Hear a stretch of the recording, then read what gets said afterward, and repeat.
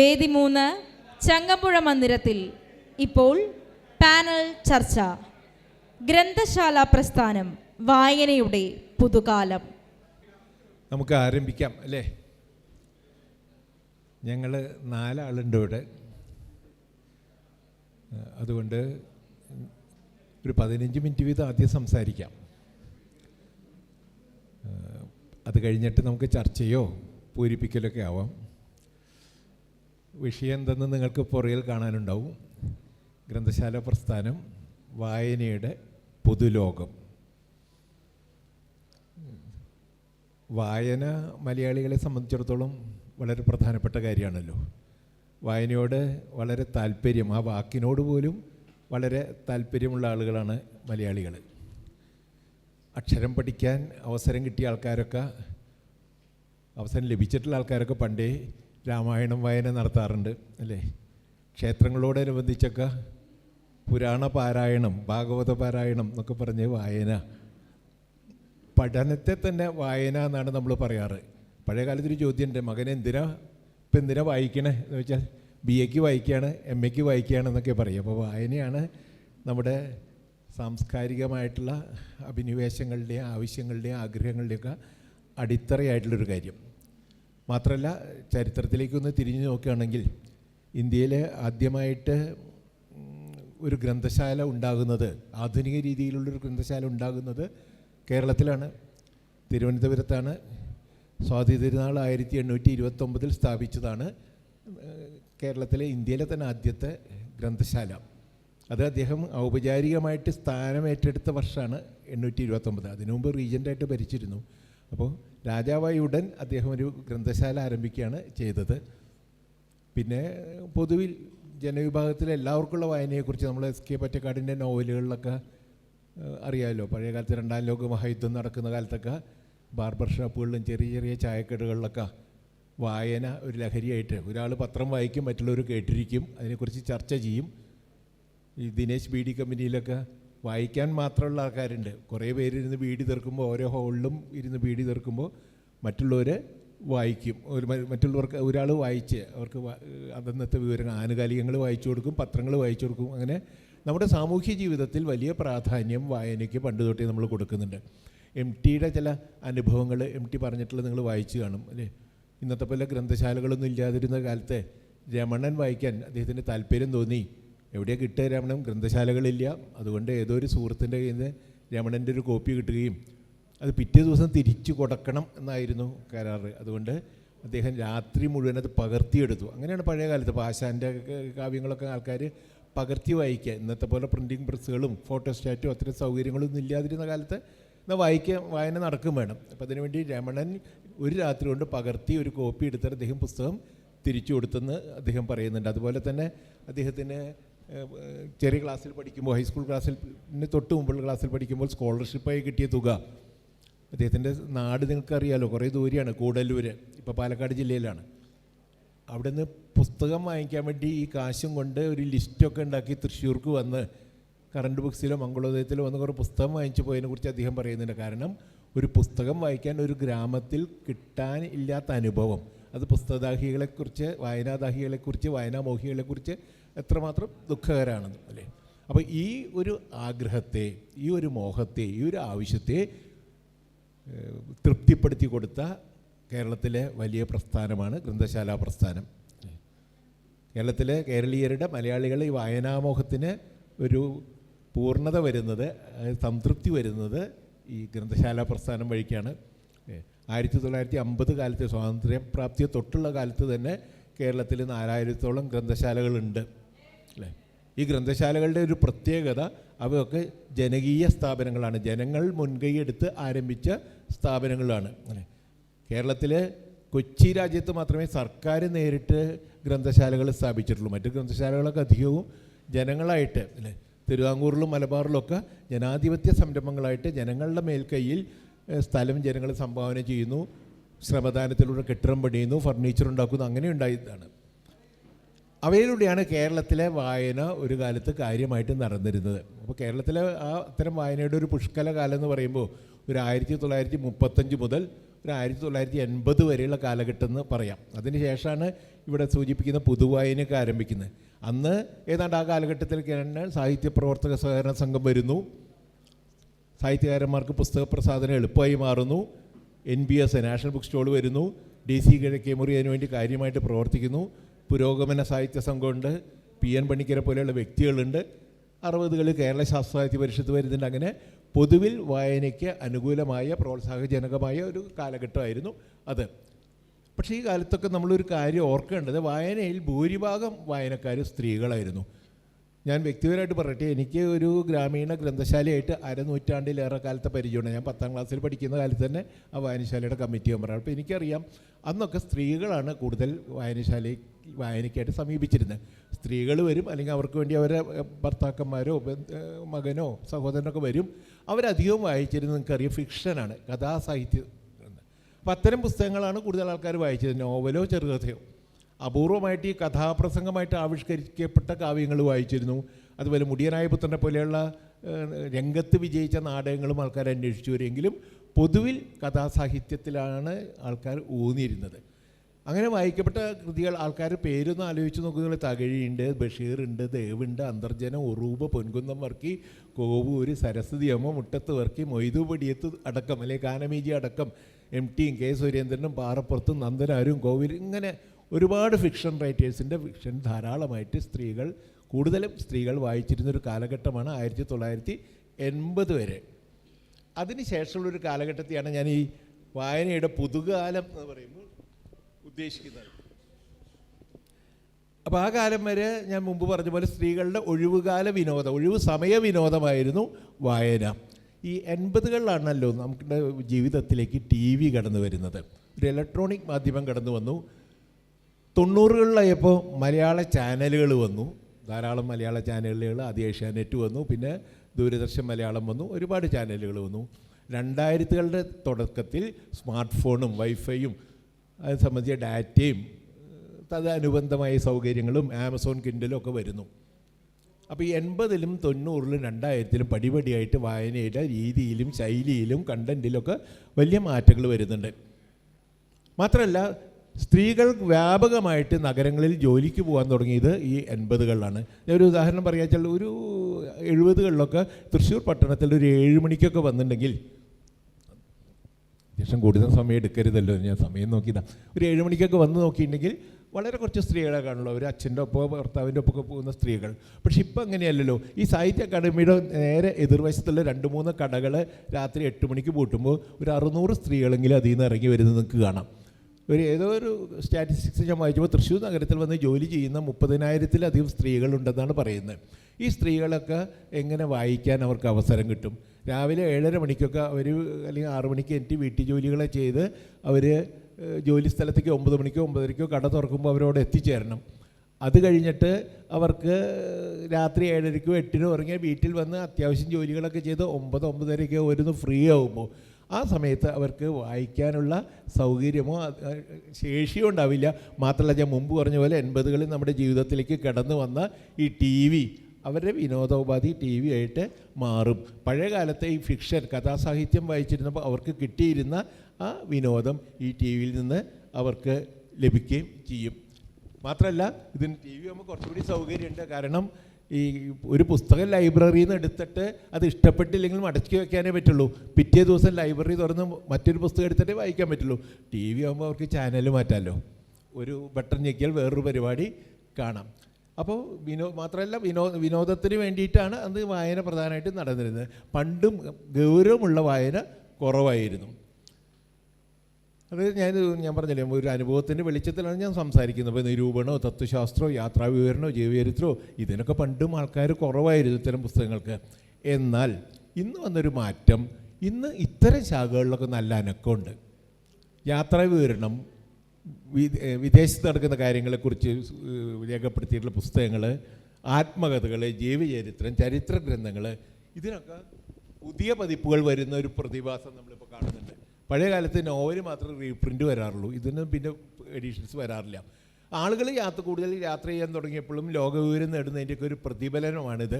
എന്തിനേറെ വീട് പണിയാൻ ആളെച്ചാൽ വീട് നിർമ്മാണത്തെക്കുറിച്ചുള്ള പുസ്തകങ്ങൾ വായിക്കുന്നു, ഹോം സയൻസ് പുസ്തകങ്ങൾ വായിക്കുന്നു, പാചക ഗ്രന്ഥങ്ങൾ പല എഡിഷൻ വരുന്നു, സംഗീതത്തെക്കുറിച്ച്, ആരോഗ്യത്തെക്കുറിച്ച്, ഫിറ്റ്നസ്സിനെക്കുറിച്ച് ഈ ശാഖകളിലൊക്കെ ധാരാളം പുസ്തകങ്ങളുണ്ടെന്നും ഉണ്ടാകുന്നു. അതൊക്കെ ചെലവഴിക്കപ്പെടുന്നു, വായിക്കപ്പെടുന്നു. അപ്പോൾ വായനയുടെ നടയെ പറഞ്ഞ മുമ്പ് പറഞ്ഞ സുവർണകാലം ഉണ്ടല്ലോ, അന്ന് 4-5 പ്രസാധകർ അവിടെ ഉണ്ടായിരുന്നത്. NBS അതുപോലെയുള്ള കുറച്ച് ആൾക്കാർ, ശ്രീരാമവിലാസോ നരസിംഹവിലാസോ റോയൽ ബുക്കോ പൂർണ്ണ. ഇപ്പം അങ്ങനെയല്ല, 60-ലേറെ മലയാള പുസ്തകങ്ങൾ പ്രസിദ്ധീകരിക്കുന്ന സ്ഥാപനങ്ങളുണ്ട്. എനിക്കറിയാം തൃശ്ശൂർ ലൈബ്രറി കൗൺസിലൊക്കെ എക്സിബിഷൻ നടത്തുമ്പോൾ ആ എക്സിബിഷനിൽ പ്രസാധകരെ മാത്രമേ പങ്കെടുപ്പിക്കാറുള്ളൂ, സ്വന്തമായിട്ട് പുസ്തകം പ്രസിദ്ധീകരിക്കുന്നവരെ മാത്രം. എന്നിട്ടും 60-ലേറെ പ്രസാധകർ അവിടെ വരുന്നുണ്ട്. അപ്പോൾ ആ രീതിയിൽ പുസ്തക വായന കുറയുന്നില്ല, ആവശ്യാധിഷ്ഠിത വായനയാണ് ഇപ്പോൾ നടക്കുന്നതെന്ന് മാത്രം. വിനോദത്തിന് വേണ്ടി വായിക്കേണ്ട കാര്യമില്ല. വായന കുറഞ്ഞു എന്ന് ആരെങ്കിലും പറയുന്നുണ്ടെങ്കിൽ എനിക്ക് പറയാനുള്ളത് സിനിമ കാണലും കുറഞ്ഞിട്ടുണ്ടല്ലേ. ഒരു 90-കളിലുള്ള അത്ര തിയേറ്ററുകൾ നമ്മുടെ നാട്ടിൽ നിന്നുണ്ടോ? തിയേറ്ററുകളുടെ എണ്ണം എത്രയോ കുറഞ്ഞു, എത്രയോ തിയേറ്റർ പൂട്ടിപ്പോയി, എത്രയോ തിയേറ്ററുകളുടെ സീറ്റുകളുടെ എണ്ണം കുറച്ചു. ഇപ്പോൾ സിനിമയ്ക്ക് തിയേറ്ററിൽ ഇപ്പോൾ കഴിഞ്ഞ പ്രത്യേകിച്ച് ഇത്തവണത്തെ ഈ മഴക്കാലത്തൊക്കെ ഞാൻ ടൗണിൽ നിന്ന് പോകുമ്പോൾ പല തിയേറ്ററിലും ആരുമില്ല, വാഹനങ്ങളൊന്നും കണ്ടില്ല, അടഞ്ഞു കിടക്കുന്നതിൻ്റെ സമൂഹമാണ് പല സിനിമാ തിയേറ്ററുകളും. കാരണം വിനോദത്തിന് ഒരുപാട് ഉപാധികൾ ആയപ്പോൾ ഈ വിനോദത്തിന് വേണ്ടി മാത്രം വായനയെ ആശ്രയിച്ചിരുന്നവർ കുറഞ്ഞു എന്നല്ലാതെ വായന കുറഞ്ഞിട്ടില്ല. പത്രങ്ങളുടെ വായന കുറഞ്ഞിട്ടുണ്ടോ? പത്രങ്ങളുടെ വായന ഞാൻ സൂചിപ്പിക്കുന്നത് എത്ര എഡീഷൻ പണ്ട് എൻ്റെയൊക്കെ കുട്ടിക്കാലത്ത് എന്ന് പറഞ്ഞാൽ 2-3 പത്രങ്ങൾ, അതിന് ഒരു എഡീഷൻ മാത്രം. മാതൃഭൂമി കോഴിക്കോട് നിന്ന് വരും, മനോരമ കോട്ടയത്ത് നിന്ന് വരും, കൗമുദി തിരുവനന്തപുരം, ആ രീതിയിലായിരുന്നു. ഇപ്പം എങ്ങനെയാണ് 10-12 എഡീഷൻസ്, എത്രയോ മലയാള പത്രങ്ങൾ, 3 ഇംഗ്ലീഷ് പത്രങ്ങൾ കേരളത്തിൽ അച്ചടിക്കുന്നു. അങ്ങനെ വരുമ്പോൾ ഒരു 50 ലക്ഷം കോപ്പിയെങ്കിലും ഇതൊക്കെ കൂടി ചിലവാകുന്നില്ലേ? ഈ 3 കോടിയിൽ താഴെ വരുന്ന, അതിൽ തന്നെ വായിക്കാൻ പറ്റാവുന്നവർ എത്ര പേരുണ്ട്? ഒരു 15 വയസ്സിന് താഴെയുള്ളവരെയും ഒരു 80 വയസ്സിന് മുകളിലുള്ളവരെയും തള്ളിക്കളഞ്ഞാൽ ബാക്കി പേർക്ക് വായിക്കാനായിട്ട് ഈ 50 ലക്ഷത്തിലധികം പത്രം കേരളത്തിൽ ഒരു ദിവസം അടിച്ചു വരുന്നുണ്ടെങ്കിൽ വായന കുറഞ്ഞു എന്ന് പറയാൻ പറ്റില്ല, വായനയുടെ രീതികൾ മാറുന്നു എന്ന് മാത്രം. അതുപോലെ തന്നെ ആനുകാലികങ്ങൾ, എന്തൊക്കെ ആനുകാലികങ്ങൾ നമ്മുടെ നാട്ടിലുണ്ട്. പഴയ പോലെ മാതൃഭൂമിക്ക് കളക്ഷൻ കുറവ് അല്ലെങ്കിൽ വിൽപ്പന കുറഞ്ഞിരിക്കാം, അല്ലെങ്കിൽ ഒരു കാലത്ത് മലയാള മനോരമ വാരിക അവകാശപ്പെടാറുണ്ട് 13 ലക്ഷമോ 14 ലക്ഷമോ. അപ്പോൾ അതൊക്കെ കുറഞ്ഞു, ശരിയാണ്. പൈങ്കിളി വാരികൾക്കൊക്കെ വേണമെങ്കിൽ വിൽപ്പന. പക്ഷേ ആ സ്പേസിൽ വേറെ മാസികകൾ വരുന്നുണ്ട്, യാത്രയെക്കുറിച്ച്, ആരോഗ്യത്തെക്കുറിച്ച്, ഓട്ടോമൊബൈൽ ഇൻഡസ്ട്രിയെക്കുറിച്ച്, എത്ര വീട് നിർമ്മാണത്തെക്കുറിച്ച്, എത്രയോ മാസികകൾ പുതുതായിട്ട് വന്നു. അപ്പോൾ പുതുകാലത്ത് വായന പഴയ രീതിയിലല്ല നടക്കുന്നത്. വിനോദത്തിന് വേണ്ടിയുള്ള വായന കുറഞ്ഞെങ്കിലും ആവശ്യാധിഷ്ഠിത വായന കൂടുന്നുണ്ട്. PSC ടെസ്റ്റിന് പോകുന്ന ആൾ അല്ലെങ്കിൽ വിദേശയാത്ര പോകാൻ തീരുമാനിച്ച ആൾ ഇരുന്ന് നോവൽ വായിക്കില്ല, അയാൾക്ക് ആവശ്യമുള്ള സാധനങ്ങൾ വായിക്കും.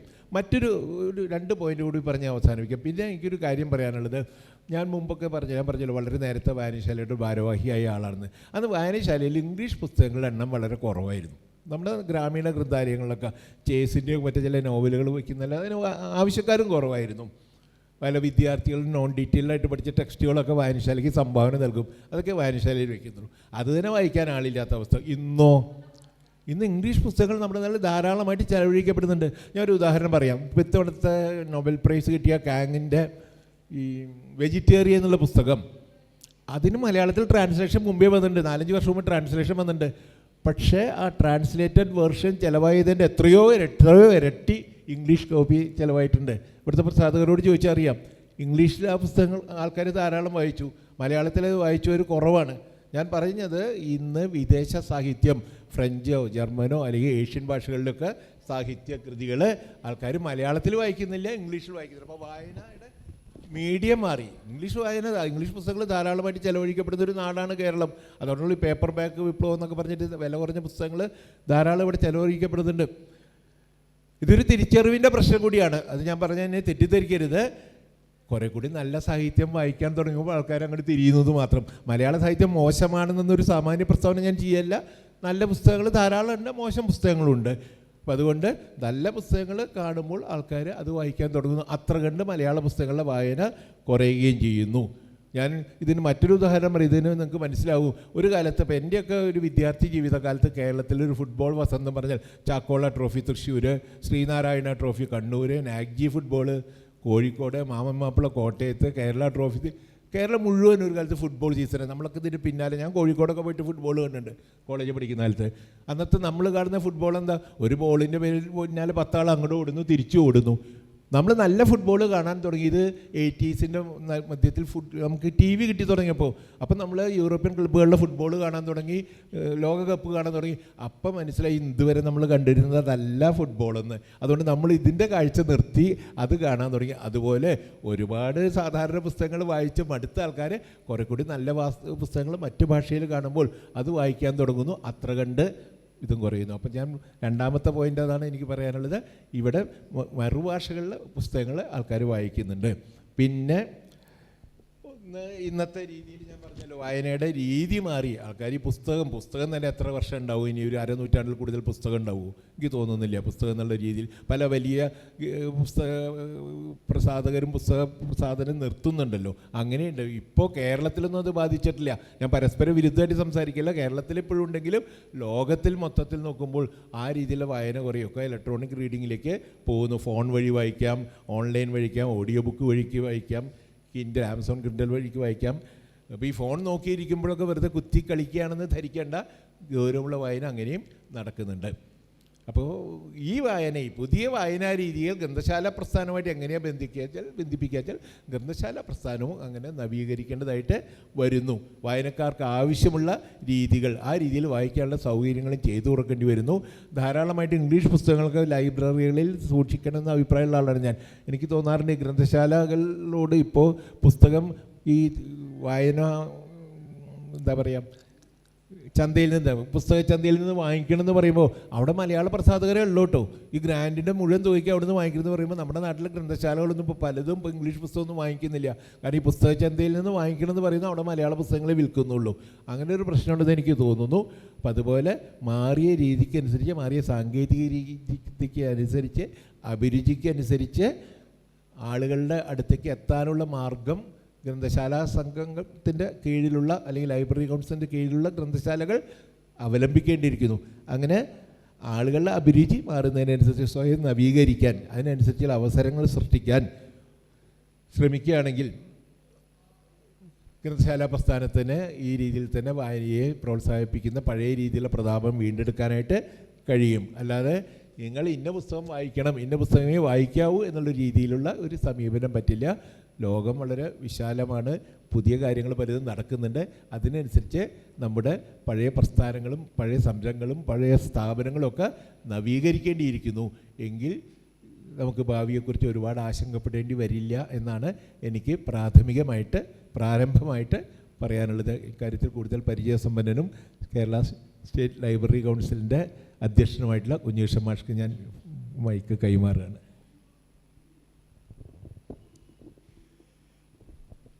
സുഹൃത്തുക്കളെ,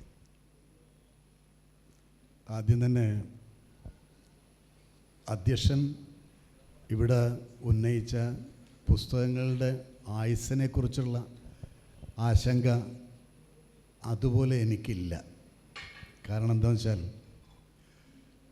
വളരെ പ്രധാനപ്പെട്ട വായനാ സമൂഹങ്ങളിൽ ചിലതിലെങ്കിലും പുസ്തകങ്ങളിലേക്കുള്ള ഒരുതരം തിരിച്ചുവരവ് നടത്തുന്നതായിട്ട് അടുത്ത കാലത്തുള്ള ചില പഠനങ്ങൾ സൂചിപ്പിച്ചിട്ടുണ്ട്. ഉദാഹരണത്തിന് അമേരിക്കയിൽ തന്നെ എല്ലാത്തിൻ്റെയും ആദ്യം നടന്നൊരു സ്ഥലമാണല്ലോ.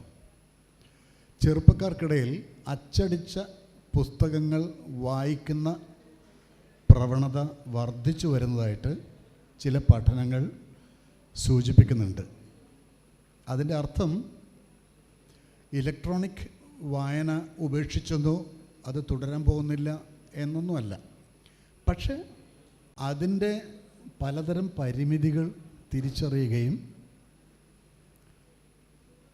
അതിൽ കിട്ടാത്ത ചില കാര്യങ്ങൾ അന്വേഷിച്ച് പോകുമ്പോൾ പുസ്തകങ്ങളിലേക്ക് തന്നെ തിരിച്ചു വരികയും ചെയ്യുന്ന ഒരേർപ്പാടുണ്ട്. നമുക്കൊക്കെ അറിയാം, ഇപ്പോൾ പലരും ഇലക്ട്രോണിക് വായനയിൽ ചെറിയ തോതിലെങ്കിലും ഇടപെടുന്നുണ്ടാവും. ഇപ്പോൾ വാട്സപ്പ് സന്ദേശമോ ഫേസ്ബുക്കിലുള്ളൊരു കാര്യമോ നോക്കാത്ത ആൾക്കാർ വളരെ കുറവായിരിക്കും. അങ്ങനെ വായിക്കുന്നുണ്ട്. പക്ഷെ അപ്പോഴും അവരുടെ പ്രധാന വായന പലപ്പോഴും പുസ്തകം തന്നെ ആയിരിക്കും. ഇത് കാണിക്കുന്ന ഒരു കാര്യം എന്താണെന്ന് വെച്ചാൽ, മറ്റു ചില പഠനങ്ങൾ വഴി ഒരു കാര്യം വ്യക്തമായിട്ടുണ്ട്. അത് ആളുകളുടെ ഏകാഗ്രതയുടെ സാന്ദ്രത, അതിൻ്റെ ദൈർഘ്യം ഇലക്ട്രോണിക് വായന മാത്രം ശീലിക്കുന്ന ആളുകളിൽ വളരെ കുറഞ്ഞു വരുന്നതായിട്ട് മനസ്സിലായിട്ടുണ്ട്. കാരണം അത് ഷോർട്ട് സാധനങ്ങളാണ്, മൈക്രോഫൈൻഡാണ്. ഇപ്പോൾ ഒരു വാട്സപ്പ് സന്ദേശം, ഒരു പാരഗ്രാഫ് 2 പാരഗ്രാഫ്, അല്ലെങ്കിൽ ഫേസ്ബുക്കിലുള്ള കുറിപ്പ്, അങ്ങനെയൊക്കെയാണ് വരിക. അപ്പോൾ ഇങ്ങനെ കുറച്ച് വായിക്കുന്ന ഏർപ്പാട് പലപ്പോഴും എത്ര സമയം നമുക്ക് ഏകാഗ്രമായി ഒരു കാര്യത്തെ പിന്തുടരാൻ പറ്റും എന്നുള്ളത് വളരെ പ്രധാനമാണ്. നമുക്കൊക്കെ അറിയാം, ലോകചരിത്രത്തിലെ ഏറ്റവും പ്രധാനപ്പെട്ട ബൗദ്ധികവും ശാസ്ത്രീയവുമായ വൻ നേട്ടങ്ങളെല്ലാം, അത് സാമൂഹ്യശാസ്ത്രത്തിലാണെങ്കിലും ഭൗതിക ശാസ്ത്രത്തിലാണെങ്കിലും ജൈവശാസ്ത്രത്തിലും ആണെങ്കിലും എല്ലാം ഏകാഗ്രമായ തുടർന്നുള്ള ചിന്തയുടെയും മനനത്തിൻ്റെയും അന്വേഷണത്തിൻ്റെയും ഒക്കെ ഫലമായിട്ടാണ് ഒരു ഉൾവെളിച്ചം പോലെ പലപ്പോഴും വന്നിട്ടുള്ളത്. പലപ്പോഴും ഇതൊരു ഭാവനയിലാണ് ആദ്യം വന്നിരിക്കുന്നത്. കാരണം ഒരു ഉത്തരം കണ്ടിട്ടല്ല ഇവരൊക്കെ അന്വേഷണം ആരംഭിച്ചിരിക്കുന്നത്. ഒരു ഉത്തരം ഇതാകാം എന്ന ഒരു ഭാവനയിൽ നിന്നാണ് പലപ്പോഴും പല പ്രധാനപ്പെട്ട കാര്യങ്ങൾക്കും ഉത്തരം കണ്ടെത്തിയിട്ടുള്ളത് എന്ന് നമുക്കറിയാം. ഇപ്പം തികച്ചും സാധാരണമായ ഒരു സർവകലാശാല ഗവേഷണം ആരംഭിക്കുന്നത് പോലും ഒരു ഊഹം എന്നേ പറയാൻ പറ്റുള്ളൂ. ഹൈപ്പോത്തസിസ് എല്ലാവരും കേട്ടിട്ടുണ്ടല്ലോ. ഒരു ഏകദേശ ധാരണയാണ്, അതിൻ്റെ അടിസ്ഥാനത്തിലാണ് അന്വേഷണം ആരംഭിക്കുന്നത്. ചിലപ്പോൾ അത് തെറ്റിപ്പോവും, ചിലപ്പോൾ അത് തന്നെ ശരിയെന്ന് വന്നേക്കാം, അത്രേ ഉള്ളൂ. പക്ഷേ എപ്പോഴും നമുക്ക് പൂർണ്ണ തെളിവോടെ നമ്മുടെ മനസ്സിലേക്ക് വരാത്ത ഒരു സംഗതി അവിടെ കിടപ്പുണ്ട്. അതിനെ നിരന്തരമായി അന്വേഷിച്ച് വളരെ ഏകാഗ്രതയോടെ ഒരു കാര്യത്തെപ്പറ്റി 5 മിനിറ്റ് ചിന്തിച്ച് അവിടെ നിർത്തിക്കഴിഞ്ഞാൽ എന്ത് ഉത്തരം കിട്ടുക? ഏതെങ്കിലും പുസ്തകത്തിലുള്ള ഉത്തരത്തിലേ കിട്ടുള്ളൂ. അതിനപ്പുറം മറികടന്നുകൊണ്ടുള്ള ഉത്തരമുള്ള അന്വേഷിക്കുകയാണെങ്കിൽ ദീർഘമായ ഏകാഗ്രമായ അന്വേഷണം വേണ്ടി വരും. ഇത് ആവശ്യപ്പെടുന്നത് പുസ്തക വായന തന്നെയാണ്. അതുകൊണ്ടാണ് ഞാൻ അധ്യക്ഷൻ്റെ ആ അഭിപ്രായത്തോട് കാര്യമായി യോജിക്കാത്തത്. കാരണം മനുഷ്യന് കൂടുതൽ അറിവിലേക്ക് പോകാതിരിക്കാൻ വയ്യ. നമുക്കിപ്പോൾ ആർജിത വിജ്ഞാനം കൊണ്ട് നമ്മൾ തൃപ്തരല്ല. ആർജിത വിജ്ഞാനം ട്രാൻസ്മിറ്റ് ചെയ്യണം, മറ്റുള്ളവരിലേക്ക് പകർന്നു കൊടുക്കണം, പുതിയ തലമുറ അത് ആർജിക്കണം. അത് വിദ്യാഭ്യാസത്തിൽ കൂടി നടക്കും. പക്ഷേ ഈ ആർജിത വിജ്ഞാനത്തിലുപരി ഇപ്പോൾ നിലവിലുള്ള വിജ്ഞാനത്തെ തന്നെ പുതുക്കിപ്പണിയുന്ന, അതിനെ വിമർശനാത്മകമായി സമീപിക്കുന്ന പുതിയ വിജ്ഞാനം ഉണ്ടാകുന്ന ഒരു പ്രക്രിയ വേണം. അങ്ങനെയല്ല മനുഷ്യൻ മുന്നോട്ട് പോവുക. അതാണ് വാസ്തവത്തിൽ നമ്മൾ ഒരു അറിവ് സമ്പദ്ഘടന, അറിവ് സമൂഹം എന്നൊക്കെ പറയുന്നതുകൊണ്ട് ഉദ്ദേശിക്കുന്നതാണ്. അങ്ങനെ നിലവിലുള്ള അറിവിൻ്റെ ഒരു പടി മുകളിലുള്ള പുതിയ ഒരറിവ് സൃഷ്ടിക്കാനാവശ്യമായ പഠനം. ആ പഠനത്തിൽ വായന വളരെ പ്രധാനപ്പെട്ടൊരു ഘടകമാണല്ലോ. അപ്പോൾ അത്തരത്തിലുള്ളൊരു വായനയിലേക്ക് പോകാതെ വയ്യ. അല്ലെങ്കിൽ ഒരു സ്റ്റാസിസാണ്, സ്റ്റാഗ്നേഷനാണ്, നിശ്ചലാവസ്ഥയാണ്, അവിടെ തന്നെ നിൽക്കുകയാണ്.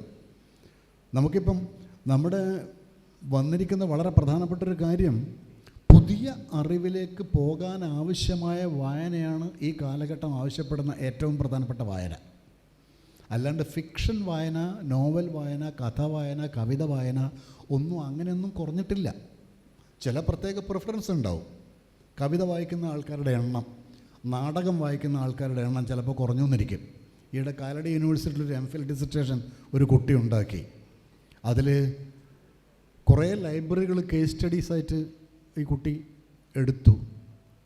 അപ്പം നേരത്തെ ചില ലൈബ്രറികളിൽ 30% സബ്സ്ക്രൈബേഴ്സ്, വായനക്കാർ വായിച്ചിരുന്ന ഒരു പ്രധാനപ്പെട്ട സാഹിത്യരൂപം നാടകങ്ങളായിരുന്നു, രചനകൾ. അപ്പോൾ 11 മുതൽ 30% വരെ കുട്ടികൾ ആളുകൾ ഈ ലൈബ്രറികളിൽ ഒരു കാലഘട്ടത്തിൽ നാടകം വായിക്കുമായിരുന്നു. അത് കുറഞ്ഞ് 1% താഴെയായിട്ടുണ്ട്. നാടകത്തിനും പറ്റിയ എന്താണെന്ന് നമുക്കറിയാം കുറേ കാലത്തേക്ക്. അപ്പോൾ നാടകത്തിൻ്റെ വായന, അതിൻ്റെ ഫലമായിട്ട് നമുക്ക് ഒരു കാലത്ത് ഈ വായന കുറഞ്ഞത് കൂടി കൊണ്ടായിരിക്കണമെന്ന് നമ്മൾ ഊഹിക്കേണ്ടി വരും. പുതിയ ശക്തിയായ പറക്കുന്ന അമ്പ് പോലെ സമൂഹത്തിലേക്ക് ഇറങ്ങി വന്ന നാടകങ്ങൾ അധികം ഉണ്ടായിട്ടില്ല. മുമ്പ് ചിലത് ഉണ്ടായിട്ടുണ്ടല്ലേ? വലിയ ശക്തിയോടെ ആഴത്തിൽ സമൂഹത്തിൻ്റെ നെഞ്ചിലേക്ക് തന്നെ തുളച്ച് കയറിയ അവഗണിക്കാൻ പറ്റാത്ത എത്രയോ ഉണ്ടായില്ലേ? അപ്പോൾ അങ്ങനെ ചില ഷിഫ്റ്റ് അതിൻ്റെ അകത്ത് സംഭവിച്ചിട്ടുണ്ട്, ശരിയാണ്. പക്ഷേ പുതിയ ഒരു സംഗതി, പുതിയൊരു അറിവ് നിലവിലുള്ള അറിവിൽ നിന്നും ഉൽപ്പാദിപ്പിക്കണമെങ്കിൽ തീർച്ചയായിട്ടും അങ്ങേയറ്റത്തെ ഏകാഗ്രമായ വായന ആവശ്യമായിട്ട് വരും. അപ്പോൾ നമുക്ക് കുറച്ചൊരു ചരിത്രത്തിലേക്ക് പോകേണ്ടതുണ്ട്. ഗ്രന്ഥശാല പ്രസ്ഥാനത്തെപ്പറ്റി എന്തും പറയാതെ അതിൻ്റെ ഒരു ചുമതലക്കാരിൽ ഒരാളായ ഞാൻ മുന്നോട്ട് പോകുന്നത് ശരിയല്ലല്ലോ. അതുകൂടിയാണ് ഒരു കാര്യം. ഗ്രന്ഥശാല പ്രസ്ഥാനത്തിൻ്റെ ചരിത്രത്തെക്കുറിച്ചൊന്നും ഞാൻ നിങ്ങളെ പഠിപ്പിക്കേണ്ട ആവശ്യമില്ല. അതെല്ലാവർക്കും കേരളത്തിലെ അക്ഷരമായിട്ട് ബന്ധമുള്ള ആൾക്കാർക്കൊക്കെ ഏറെക്കുറെ അറിയാം. ചിലപ്പോൾ ചില കൊല്ലോ മറ്റോ കൃത്യമായിട്ട് അറിയില്ലെങ്കിലും കാര്യങ്ങളൊക്കെ അറിയാം. അതുകൊണ്ട് ഞാനതിലേക്ക് പോകുന്നില്ല. അത് വളർന്ന സാമൂഹ്യ സന്ദർഭത്തെപ്പറ്റി ഒരു വാക്ക് പറയേണ്ടതുണ്ട്. എപ്പോഴാണ് വായന വാസ്തവത്തിൽ വളർന്നത്? ജനകീയമായ വായന, എല്ലാവരും വായിക്കുക എന്ന ആശയം തന്നെ ആധുനിക കാലഘട്ടത്തിലെ ഒരാശയമാണ്. മുമ്പ് എല്ലാവരും വായിക്കേണ്ട ആവശ്യമില്ല, എല്ലാവർക്കും ശബ്ദമില്ല. സമൂഹത്തിൽ ശബ്ദം ഒരു ഗ്രാമത്തിൽ ജന്മിക്കോ തമ്പുരാനോ മാത്രമേ ഉള്ളൂ. അയാളുടെ കൂടെ നിൽക്കുന്ന ആരെങ്കിലും ഇയാൾക്ക് വേണ്ടി എന്തെങ്കിലും പറയും മെഗഫോണായിട്ട്, അത്രേ ഉള്ളൂ. സാധാരണക്കാർക്ക് ശബ്ദമില്ല, അവർക്ക് വാക്യങ്ങളില്ല. പലപ്പോഴും ശരിയായ ഭാഷ ഉപയോഗിക്കാൻ പോലും അവർ അനുവദിച്ചിരുന്നില്ലല്ലോ, അത് മറ്റൊരു കാര്യം. അപ്പോൾ അവർക്ക് ശബ്ദമില്ല. സാധാരണക്കാർക്ക് ശബ്ദം എപ്പോഴാണ് ഉണ്ടാവുക? സാധാരണക്കാർക്ക് ശബ്ദം ഉണ്ടാവുക എല്ലാ മനുഷ്യരും തുല്യരാണ്, എല്ലാ മനുഷ്യർക്കും എല്ലാത്തിലും തുല്യ അവകാശമുണ്ട് എന്ന ആശയം വരുമ്പോൾ മാത്രമല്ലേ. ജനാധിപത്യ യുഗത്തിൽ, ആധുനിക യുഗത്തിൽ ആണ് എല്ലാവരും വായിക്കുക എന്നുള്ള ആശയം വന്നത്. അച്ചടി കണ്ടുപിടിച്ചിട്ട് 5 നൂറ്റാണ്ടായി, പക്ഷേ എല്ലാവരും വായിക്കാൻ തുടങ്ങിയിട്ടില്ല. എല്ലാവരും വായിക്കണം എന്ന് ആർക്കും തോന്നിയിട്ടുമില്ല, എല്ലാവരും വായിക്കണം എന്ന് ആരും പറഞ്ഞിട്ടുമില്ല. ഇപ്പം സാക്ഷാൽ സ്വാതി തിരുനാൾ മഹാരാജാവ് പോലും 1829 തിരുവനന്തപുരം പബ്ലിക് ലൈബ്രറി സ്ഥാപിച്ചപ്പോൾ അദ്ദേഹം എല്ലാ ആളുകളും വായിക്കണം എന്നൊരാഹ്വാനം ചെയ്യുകയോ തൻ്റെ രാജകീയ അധികാരം ഉപയോഗിച്ച് അതിലേക്കുള്ള വിളംബരം പുറപ്പെടുവിക്കുകയൊന്നും ചെയ്തിട്ടില്ല. എല്ലാ ആളുകളും വായിക്കണം. ആളുകൾ വായിക്കണം എന്ന് പറഞ്ഞു കഴിഞ്ഞാൽ പ്രധാനപ്പെട്ട ആൾക്കാർ വായിക്കണം എന്നേ ഉദ്ദേശിക്കുന്നുള്ളൂ. തിരുവനന്തപുരം പബ്ലിക് ലൈബ്രറിയിലേക്ക് വളരെ കാലത്തേക്ക് സാധാരണ ആളുകൾ, നമ്മൾ സാധാരണ ഭാഷയിൽ പറയില്ലേ, അണ്ടനും അടകോടനും ഒന്നും അങ്ങോട്ട് പ്രവേശനമില്ല. അതാണ് ഒരിടത്ത് പറഞ്ഞ ആ ചരിത്രം തുടരുന്നുമുണ്ട്. അത് മറ്റൊരു കഥയാണ്, ഇവിടെ പറയേണ്ട ആവശ്യമില്ല. അപ്പോൾ എല്ലാവരും വായിക്കണം എന്നല്ല ഉദ്ദേശിച്ചത്. എപ്പോഴും ഒരു ക്രീമാണ് വായിക്കുക. പക്ഷേ എല്ലാവരും വായിക്കണമെന്ന് തോന്നുന്നത് ഇത് ഒരു പുതിയ യുഗത്തിലേക്ക് ഈ രാജ്യം മാറുമ്പോഴാണ്, അല്ലെങ്കിൽ ഈ രാജ്യം ഒരു രാഷ്ട്രമായി തീരണം എന്നാഗ്രഹിക്കുമ്പോഴാണ്. ഇത് ഒരു പ്രജ എന്നത് മാറി ഇവിടെ അധിവസിക്കുന്ന ജനങ്ങൾ പൗരന്മാരായി തീരണം എന്നൊരു മോഹം വരുമ്പോഴാണ്. അപ്പോൾ നമ്മൾ പറയും ഇതിന് പ്രചോദകമായിട്ട് വന്നിരിക്കുന്ന പ്രധാനപ്പെട്ട പ്രസ്ഥാനങ്ങൾ, മൂവ്മെൻറ്റ്സ്. ഒന്ന്, തെക്കോട്ടാണെങ്കിൽ തിരുവിതാംകൂറിലും മറ്റുമാണെങ്കിൽ ജാതി നവീകരണ പ്രസ്ഥാനങ്ങളും നവോത്ഥാന പ്രസ്ഥാനങ്ങളുമാണ് വായനയുടെ, ഗ്രന്ഥശാലകളുടെ പ്രധാനപ്പെട്ട പ്രചോദക ശക്തിയായി തീർന്നത്. മലബാറിലാണെങ്കിൽ നേരിട്ട് ദേശീയ പ്രസ്ഥാനം തന്നെയാണ്. ദേശീയ പ്രസ്ഥാനം, തുടർന്ന് തൊഴിലാളി പ്രസ്ഥാനം, കമ്മ്യൂണിസ്റ്റ് പ്രസ്ഥാനം ഒക്കെയാണ്. എല്ലാ പ്രസ്ഥാനങ്ങൾക്കും വായന ആവശ്യമുണ്ട്. കാരണം പുതിയ ഒരു യുഗത്തിലേക്ക്, പുതിയ ഒരു സാഹചര്യത്തിലേക്ക് ഈ രാജ്യത്തെ മാറ്റിയെടുക്കാൻ ആവശ്യമായ ആശയത്തിൻ്റെ ലോകം കൊടുക്കേണ്ടതുണ്ട്. ഈ ആശയത്തിൻ്റെ ബലത്തിലാണ് ഈ പുതിയ ലോകം, പുതിയ രാജ്യ സൃഷ്ടിക്ക് വേണ്ടി ജനങ്ങൾ അണിനിരക്കേണ്ടത്. ദേശീയ പ്രസ്ഥാനത്തിന് വായന നിർബന്ധമായിരുന്നു. ഈ കേരളത്തിലെ ആദ്യത്തെ മൊബൈൽ ലൈബ്രറി എന്ന് പറഞ്ഞാൽ പി കൃഷ്ണപിള്ളയായിരുന്നു. അതധികം പേർക്ക് അറിയാനിടയില്ല, ഗ്രന്ഥശാല പ്രവർത്തകർക്ക് അറിയാനിടയുണ്ട്. പി കൃഷ്ണപിള്ള കോൺഗ്രസിൻ്റെ നേതാവായിരുന്ന കാലത്ത് അദ്ദേഹം സഞ്ചിയിൽ നിറയെ പുസ്തകമായിട്ട് ഗ്രാമങ്ങളിങ്ങനെ പോകും. കാരണം കോൺഗ്രസിൻ്റെ ആഹ്വാനമുണ്ട് ആളുകളെ വായിപ്പിക്കണമെന്ന്. ഹിന്ദി പ്രചാരണമുണ്ട് കൂട്ടത്തിൽ, ഓർമ്മയുണ്ടല്ലോ നമുക്കെല്ലാം. അപ്പോൾ ഒരു സഞ്ചി നിറയെ പുസ്തകമായി തോളിൽ കയറ്റി ആ പുസ്തകം ഓരോ വീട്ടിലും കൊടുത്ത് തിരിച്ചു പോകും. അടുത്ത ആഴ്ച വേറൊരു കെട്ട് പുസ്തകമായിട്ട് വന്നിട്ട് പുതിയ പുസ്തകം അവിടെ കൊടുക്കും, പഴയ പുസ്തകം എടുത്ത് സഞ്ചിയിൽ വയ്ക്കും. അതല്ലേ മൊബൈൽ ലൈബ്രറി. വണ്ടിയില്ല, വാനില്ല എന്ന് മാത്രമേ ഉള്ളൂ, മൊബൈൽ ലൈബ്രറിയാണ്. 1934 EMS KPC സെക്രട്ടറി ആയിരുന്നപ്പോൾ പുറപ്പെടുവിച്ച സർക്കുലർ എല്ലാവരും കേട്ടിട്ടുണ്ട്. എന്താണ്? ഓരോ കോൺഗ്രസ് കമ്മിറ്റിയും ഒരു ലൈബ്രറി ഉണ്ടാക്കണമെന്നാണ്, ഒരു വായനശാല നാട്ടിൻപുറത്ത് ഉണ്ടാക്കണമെന്നാണ്. തുടർന്നുള്ള ലൈബ്രറി സമ്മേളനങ്ങൾ അത്തരം വിശദാംശങ്ങളിലേക്ക് പോകുന്നില്ല. ഞാൻ പറഞ്ഞു വന്നത്, നേരിട്ട് ദേശീയ പ്രസ്ഥാനം തന്നെ തുടർന്ന് കമ്മ്യൂണിസ്റ്റ് തൊഴിലാളി പ്രസ്ഥാനങ്ങളും ലൈബ്രറി പ്രസ്ഥാനത്തിന് പ്രചോദനമായി തീരുന്നുണ്ട്. അപ്പോൾ അവിടെ എല്ലാം നമ്മൾ കാണുന്നത് എന്താണ്? പുതിയ ഒരു സാമൂഹ്യ വ്യവസ്ഥിതിയിലേക്ക്, പുതിയൊരു സംവിധാനത്തിലേക്ക് വരാനാവശ്യമായ ആശയപ്രപഞ്ചം സൃഷ്ടിക്കുകയാണ് ചെയ്യുന്നത്. ഇത് തന്നെയാണ് നവോത്ഥാന നായകന്മാരും ചെയ്തത്. അവിടെ എന്താ സംഭവിക്കുന്നത്? സമൂഹത്തിൽ കുറേ മാറ്റങ്ങൾ വരുന്നുണ്ട്. ഈ മാറ്റങ്ങൾക്ക് അനുസൃതമായി സാമൂഹ്യ ബന്ധങ്ങളിലും മാറ്റം വരണം. ഈ മാറ്റങ്ങൾ വരേണ്ടത് എവിടെയാണ്? മനുഷ്യൻ്റെ മനസ്സിലാണ് മാറ്റം വരേണ്ടത്. പഴയ ജാതി തൊട്ടുകൂടായ്മ തെണ്ടിക്കൂടായ്മ വെച്ചിട്ട് ഒരു ആധുനിക അങ്ങാടിയിൽ പോയി കാര്യം നടക്കില്ല. എന്താ 19-ാം നൂറ്റാണ്ടിലൊക്കെ കേരളത്തിൽ ആകമാനം നടന്നത്? ഇത് മലബാറിലും കൊച്ചിയിലും തിരുവിതാംകൂറിലും എല്ലാം ഏതാണ്ട് ഒരുപോലെ. തിരുവിതാംകൂറിലാണ് ഏറ്റവും ശക്തമായി നടന്നത്. അത് ഒന്ന് കൃഷിയുടെ വാണിജ്യവൽക്കരണമാണ്. വലിയ തോതിലുള്ള നാണ്യവിളകളുടെ ആവിർഭാവമാണ്. അപ്പോൾ ഈ നാണ്യവിളകൾ അതാത് സ്ഥലങ്ങളിൽ കൺസ്യൂം ചെയ്ത് ഉപയോഗിക്കേണ്ട സാധനങ്ങളല്ല. ഉദാഹരണത്തിന് പീരുമേടും മൂന്നാറും എല്ലാം തുറന്നിട്ട് ആയിരക്കണക്കിന് ടൺ തേയില ഉണ്ടാക്കിയാൽ അത് മുഴുവൻ നമ്മൾ കട്ടൻ ചായ കുടിക്കാൻ ഉപയോഗിക്കുന്നതല്ല. അത് ലോകത്തിൻ്റെ പല ഭാഗങ്ങളിലേക്കും പോകാനുള്ള സംഗതിയാണ്, അല്ലേ? ചായ എത്ര ഉപയോഗിക്കും നിങ്ങൾ? 10 പേരുള്ളൊരു കുടുംബത്തിൽ എത്ര കിലോഗ്രാം ചായപ്പൊടി വേണം, അല്ലേ? 20-ാം നൂറ്റാണ്ടിൻ്റെ ആദ്യം പ്രത്യേക സെസ് ചുമത്തിയിട്ട് ചായ ഇവിടെ പ്രചരിപ്പിക്കാൻ സർക്കാർ ശ്രമിച്ചിട്ടുണ്ട്. അതിനുശേഷം നമ്മൾ ചായ കുടിക്കാൻ തുടങ്ങിയത്.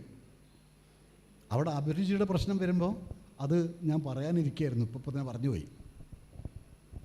എന്താ അഭിരുചി? അഭിരുചി ചിലപ്പോൾ നമ്മൾക്ക് മോരും വെള്ളം കുടിക്കലോ സംഭാരവും ഒക്കെ ആയിരുന്നിരിക്കണം. പക്ഷെ അതിന് പകരം നമ്മൾ വന്നു കഴിഞ്ഞാൽ കാപ്പി കുടിക്കാം അല്ലെങ്കിൽ ചായ കുടിക്കാം എന്ന് പറയാൻ തുടങ്ങിയത്. മോരും വെള്ളം പഴയ അഭിരുചിയാണ്. പുതിയ സംഗതി കൊടുത്തുകൊണ്ടാണ് ഈ അഭിരുചി മാറിയത്. നമ്മുടെ ടേസ്റ്റ്, നമ്മുടെ ആഗ്രഹം മാറിയത്. പലപ്പോഴും അഭിരുചിക്കനുസരിച്ച് നമ്മൾ നീങ്ങുകയല്ല വേണ്ടത്. പുതിയ അഭിരുചികൾ ഉണ്ടാക്കാൻ പറ്റും. ഇപ്പോൾ വായിക്കുന്നത് ഇന്ന തരത്തിലുള്ള നോവലാണ്, കവിതയാണെന്ന് വിചാരിക്കുക. അതിന് പകരം ചില പുതിയ അഭിരുചികൾ ഉണ്ടാക്കാൻ കൂടി പുതിയ വായനശാല പ്രസ്ഥാനത്തിൻ്റെ ഒരു കടമയാണ്. പുതിയ അഭിരുചികൾ ഉണ്ടാക്കാൻ ശ്രമിക്കണം. പ്രയോജനകരമായ അഭിരുചികൾ, പുതിയ കാലത്തേക്ക് നമ്മളെ ഒരുക്കുന്ന അഭിരുചികൾ, ഇന്നത്തെ സാമൂഹ്യ വെല്ലുവിളികളെ തരണം ചെയ്യാൻ ആവശ്യമായ ആശയപ്രപഞ്ചം സൃഷ്ടിക്കുന്ന പുതിയ അഭിരുചികളിൽ ആളുകളിലേക്ക് എത്തിക്കണം. അല്ലെങ്കിൽ ആളുകൾ ഇന്നത് പറയുന്നു, ജനങ്ങളെ കുറ്റം പറഞ്ഞിട്ട് കാര്യമില്ല, അവരുടെ അഭിരുചിക്കനുസരിച്ച് മാത്രം. അങ്ങനെയാണ് നമ്മുടെ സിനിമയിലെ പ്രധാനപ്പെട്ട അഭിരുചി എന്താ? നമുക്കറിയാം, ബോക്സ് ഓഫീസിൽ ഭയങ്കരമായി ഹിറ്റാവുന്ന പല സാധനങ്ങളിൽ കൂടി വരുന്ന സന്ദേശങ്ങൾ എന്താണ്? അതൊന്നും ഏറ്റവും ഉത്തമമായ സിനിമകളായിട്ടൊന്നും നമ്മൾ കരുതുന്നുമില്ല. ജനങ്ങളുടെ അഭിരുചി മാറ്റാൻ ആവശ്യമായ അപൂർവം ചില ഗംഭീര സൃഷ്ടികളെക്കുറിച്ച് നമ്മൾ ചർച്ച ചെയ്യും. സിനിമയിൽ ഈ ജാതി 300 കോടി കടന്ന സാധനങ്ങളെക്കുറിച്ചൊന്നും കാര്യമായി ചർച്ച ചെയ്യുകയൊന്നുമില്ല. അത് പക്ഷേ വളരെ പ്രധാനപ്പെട്ട ഒരു സാമൂഹിക യാഥാർത്ഥ്യമാണ്. അത് അഭിരുചിയിൽ ഏറ്റവും അധികം മുമ്പിൽ നിൽക്കുന്ന സാധനമാണ്. അതുകൊണ്ടല്ലേ എല്ലാവരും ഇത് കാണാൻ പോയത്. പക്ഷേ അതല്ല, നമ്മളൊരു സമൂഹം എന്ന നിലയിൽ ഉത്തരവാദിത്തപ്പെട്ട ഒരു സാംസ്കാരിക പ്രസ്ഥാനം അത്തരം പ്രസ്ഥാനത്തിൻ്റെ അജണ്ട എന്ന നിലയിൽ മുന്നോട്ട് വെക്കുക പലപ്പോഴും പുതിയ അഭിരുചികൾ സൃഷ്ടിക്കുക എന്ന ഒരു കടമയിലേക്കായിരിക്കും. അപ്പം അങ്ങനെ ചരിത്രപരമായ ഈ പ്രത്യേകത ഞാൻ നേരത്തെ പറഞ്ഞ് ഇപ്പുറത്തെ ഒരു ഡയഗ്രഷൻ എടുത്തതായിരുന്നു. സാമൂഹ്യ സാഹചര്യങ്ങൾ, സാമ്പത്തിക അടിത്തറ മാറുന്ന ഒരു രംഗമാണ് ഞാൻ പറഞ്ഞത്. കൃഷിയുടെ വാണിജ്യവൽക്കരണം, ഈ നാണ്യവിളകളുടെ ആവിർഭാവം, അതിൻ്റെ ഫലമായിട്ട് വൻതോതിൽ ഗതാഗതം, മറ്റു തരത്തിലുള്ള കമ്മ്യൂണിക്കേഷൻ ഒക്കെ വർദ്ധിക്കുന്നുണ്ട്.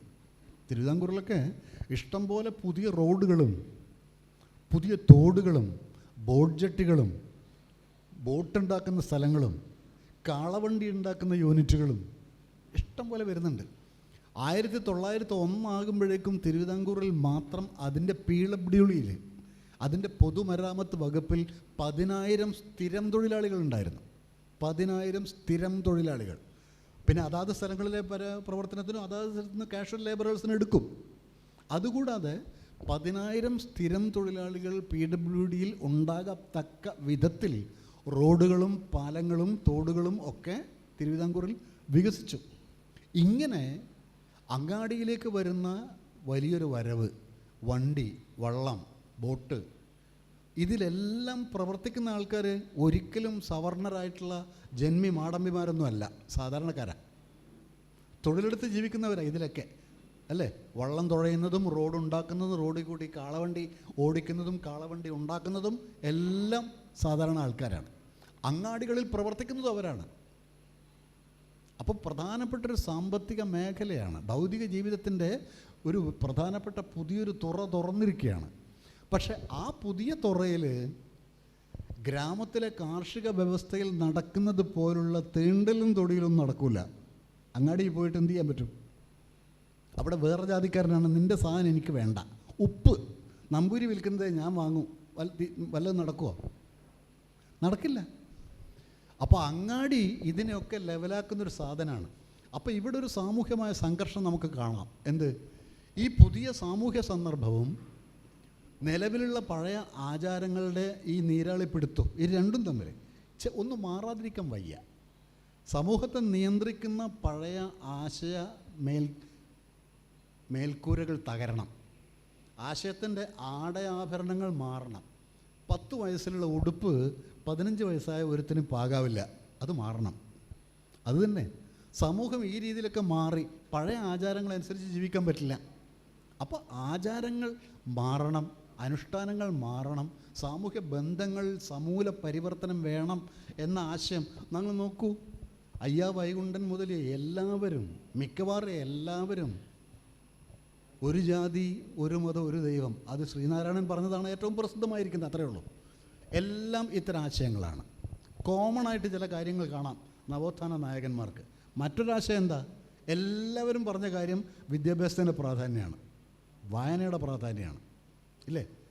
അത് അവർ ഏലിയാസ് കുര്യാക്കോസ് ആണെങ്കിലും വക്കം മൗലവി ആണെങ്കിലും ശ്രീനാരായണനാണെങ്കിലും എല്ലാവരും വിദ്യാഭ്യാസത്തിൻ്റെ പ്രാധാന്യം ആണ് മുന്നോട്ട് വെക്കുക.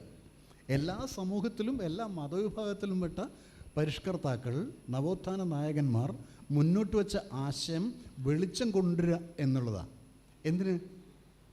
ആളുകളെ ഈ പുതിയ സാമൂഹ്യ ഘടനയിലേക്ക്, പുതിയ അവസ്ഥയിലേക്ക്, ജനാധിപത്യ യുഗത്തിലേക്ക് ഒരുക്കിയെടുക്കുക എന്നതാണ്. ഈ ഒരുക്കിയെടുക്കൽ പ്രക്രിയയിൽ ഇത്തരം ആശയങ്ങൾ പ്രചരിപ്പിക്കുന്ന വലിയ പ്രവർത്തനങ്ങളിൽ ദീർഘമായി ശക്തമായി ഇടപെട്ട ഒരു പ്രസ്ഥാനമാണ് ഗ്രന്ഥശാല പ്രസ്ഥാനം.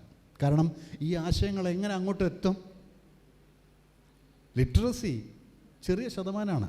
ആ ലിറ്ററസി ചെറിയ ശതമാനത്തിന് മാത്രം വായിക്കാൻ കഴിയുമായിരുന്ന ഒരു സമൂഹത്തിൽ എങ്ങനെ വായന ജനകീയമായി എന്നതിൻ്റെ കാര്യമാണ് നേരത്തെ അധ്യക്ഷൻ ഇവിടെ സൂചിപ്പിച്ചത്. ജനകീയമായ വായന ഞങ്ങളൊക്കെ നിത്യേന കാണുന്നതാണ്. ഞാൻ തലശ്ശേരിയിലാണ് പഠിച്ചത്. അവിടെ ബീഡി കമ്പനികൾ ഇഷ്ടം പോലെ ഉണ്ട്. അട്ടം 1ാമത്തെ നിലയിലാണ് ഉണ്ടാവുക. 100 പേരൊക്കെ ഒരുങ്ങിയിരിക്കുന്നുണ്ടാവും. അതിൽ 1-2 പേര് വായനക്കാരാണ്. ഉറക്കെ പത്രം, വീക്കിലി, അങ്ങനെ പല സാധനങ്ങളും രാവിലെ മുതൽ വായിച്ചുകൊണ്ടിരിക്കും. ഒരു ബീഡി തൊഴിലാളി 1500 ബീഡിയാണ് ഒരു ദിവസം തിരക്കുന്നതെങ്കിൽ അയാളുടെ 1500 ബാക്കി 100 പേരും ചേർന്ന് ഷെയർ ചെയ്ത് അഡീഷണലായിട്ട് പണിയെടുത്ത് തിരച്ച് അവിടെ കെട്ടിക്കൊടുക്കും. അല്ലെങ്കിൽ അയാൾക്ക് കൂലി കിട്ടണ്ടേ വർത്തമാനം പറഞ്ഞുകൊണ്ടിരുന്നാൽ? ഇങ്ങനെ അതിൻ്റെ ഇടയിൽ ചർച്ചയുണ്ട്, വളരെ അനൗപചാരികമായിട്ടുള്ള ചർച്ച, എന്തിനെക്കുറിച്ചും ചർച്ച ചെയ്യും. ഈ ചർച്ച വായനയെ എപ്പോഴും പുതിയൊരു തലത്തിലേക്ക് എത്തിക്കും. വളരെ പാസീവായിട്ടുള്ള ഒരു വായനയല്ലാതെ വളരെ ആക്റ്റീവായിട്ടുള്ളൊരു വായനയാണ്, സചേതനമായൊരു വായനയാണ്. വായനയോടൊപ്പം മനുഷ്യൻ്റെ ബുദ്ധി കൂടി പ്രവർത്തിക്കുന്ന ഒരുതരം വായനയാണ് ഇതിൻ്റെ ഫലമായിട്ട് നടന്നിരുന്നത്. ഒരാൾക്കില്ലാത്ത ആശയം മറ്റയാളിൽ നിന്ന് കേൾക്കും, പലതരം നിരീക്ഷണങ്ങൾ പങ്കുവെക്കപ്പെടും. അങ്ങനെ ഒരു വിശ്വസാഹിത്യത്തിലെ പ്രമുഖമായൊരു കൃതി ഇതേ രീതിയിൽ വായിക്കുകയാണെങ്കിൽ പലതും ഈ രീതിയിലുള്ള വായന തന്നെയാണ്. കുടുംബക്കൂട്ടങ്ങളിലാണ് പലപ്പോഴും വായിക്കുക. ഇങ്ങനെ പല ആശയങ്ങളും അതിൽ നിന്ന് പുറത്തു വരും. വെറുതെ വായിച്ച് അതിൻ്റെ അർത്ഥം മാത്രം മനസ്സിലാക്കുന്നതിന് പകരം അതിൻ്റെ പിന്നിലുള്ള ആശയങ്ങൾ കൂടി മനസ്സിലാക്കിയിട്ട് ലോകത്തിലേക്കുള്ള അത്യന്തം വലിയ ഒരു വാതായനം നമുക്ക് തുറന്ന് കിട്ടിയിട്ടുണ്ടായിരുന്നു. അതാണ് വായന. ചരിത്രപരമായ ഗ്രന്ഥശാല പ്രസ്ഥാനം വായനയിൽ കൂടി ഈ സമൂഹത്തിനായിട്ട് ചെയ്തു വെച്ച ഏറ്റവും വലിയ സംഭാവന.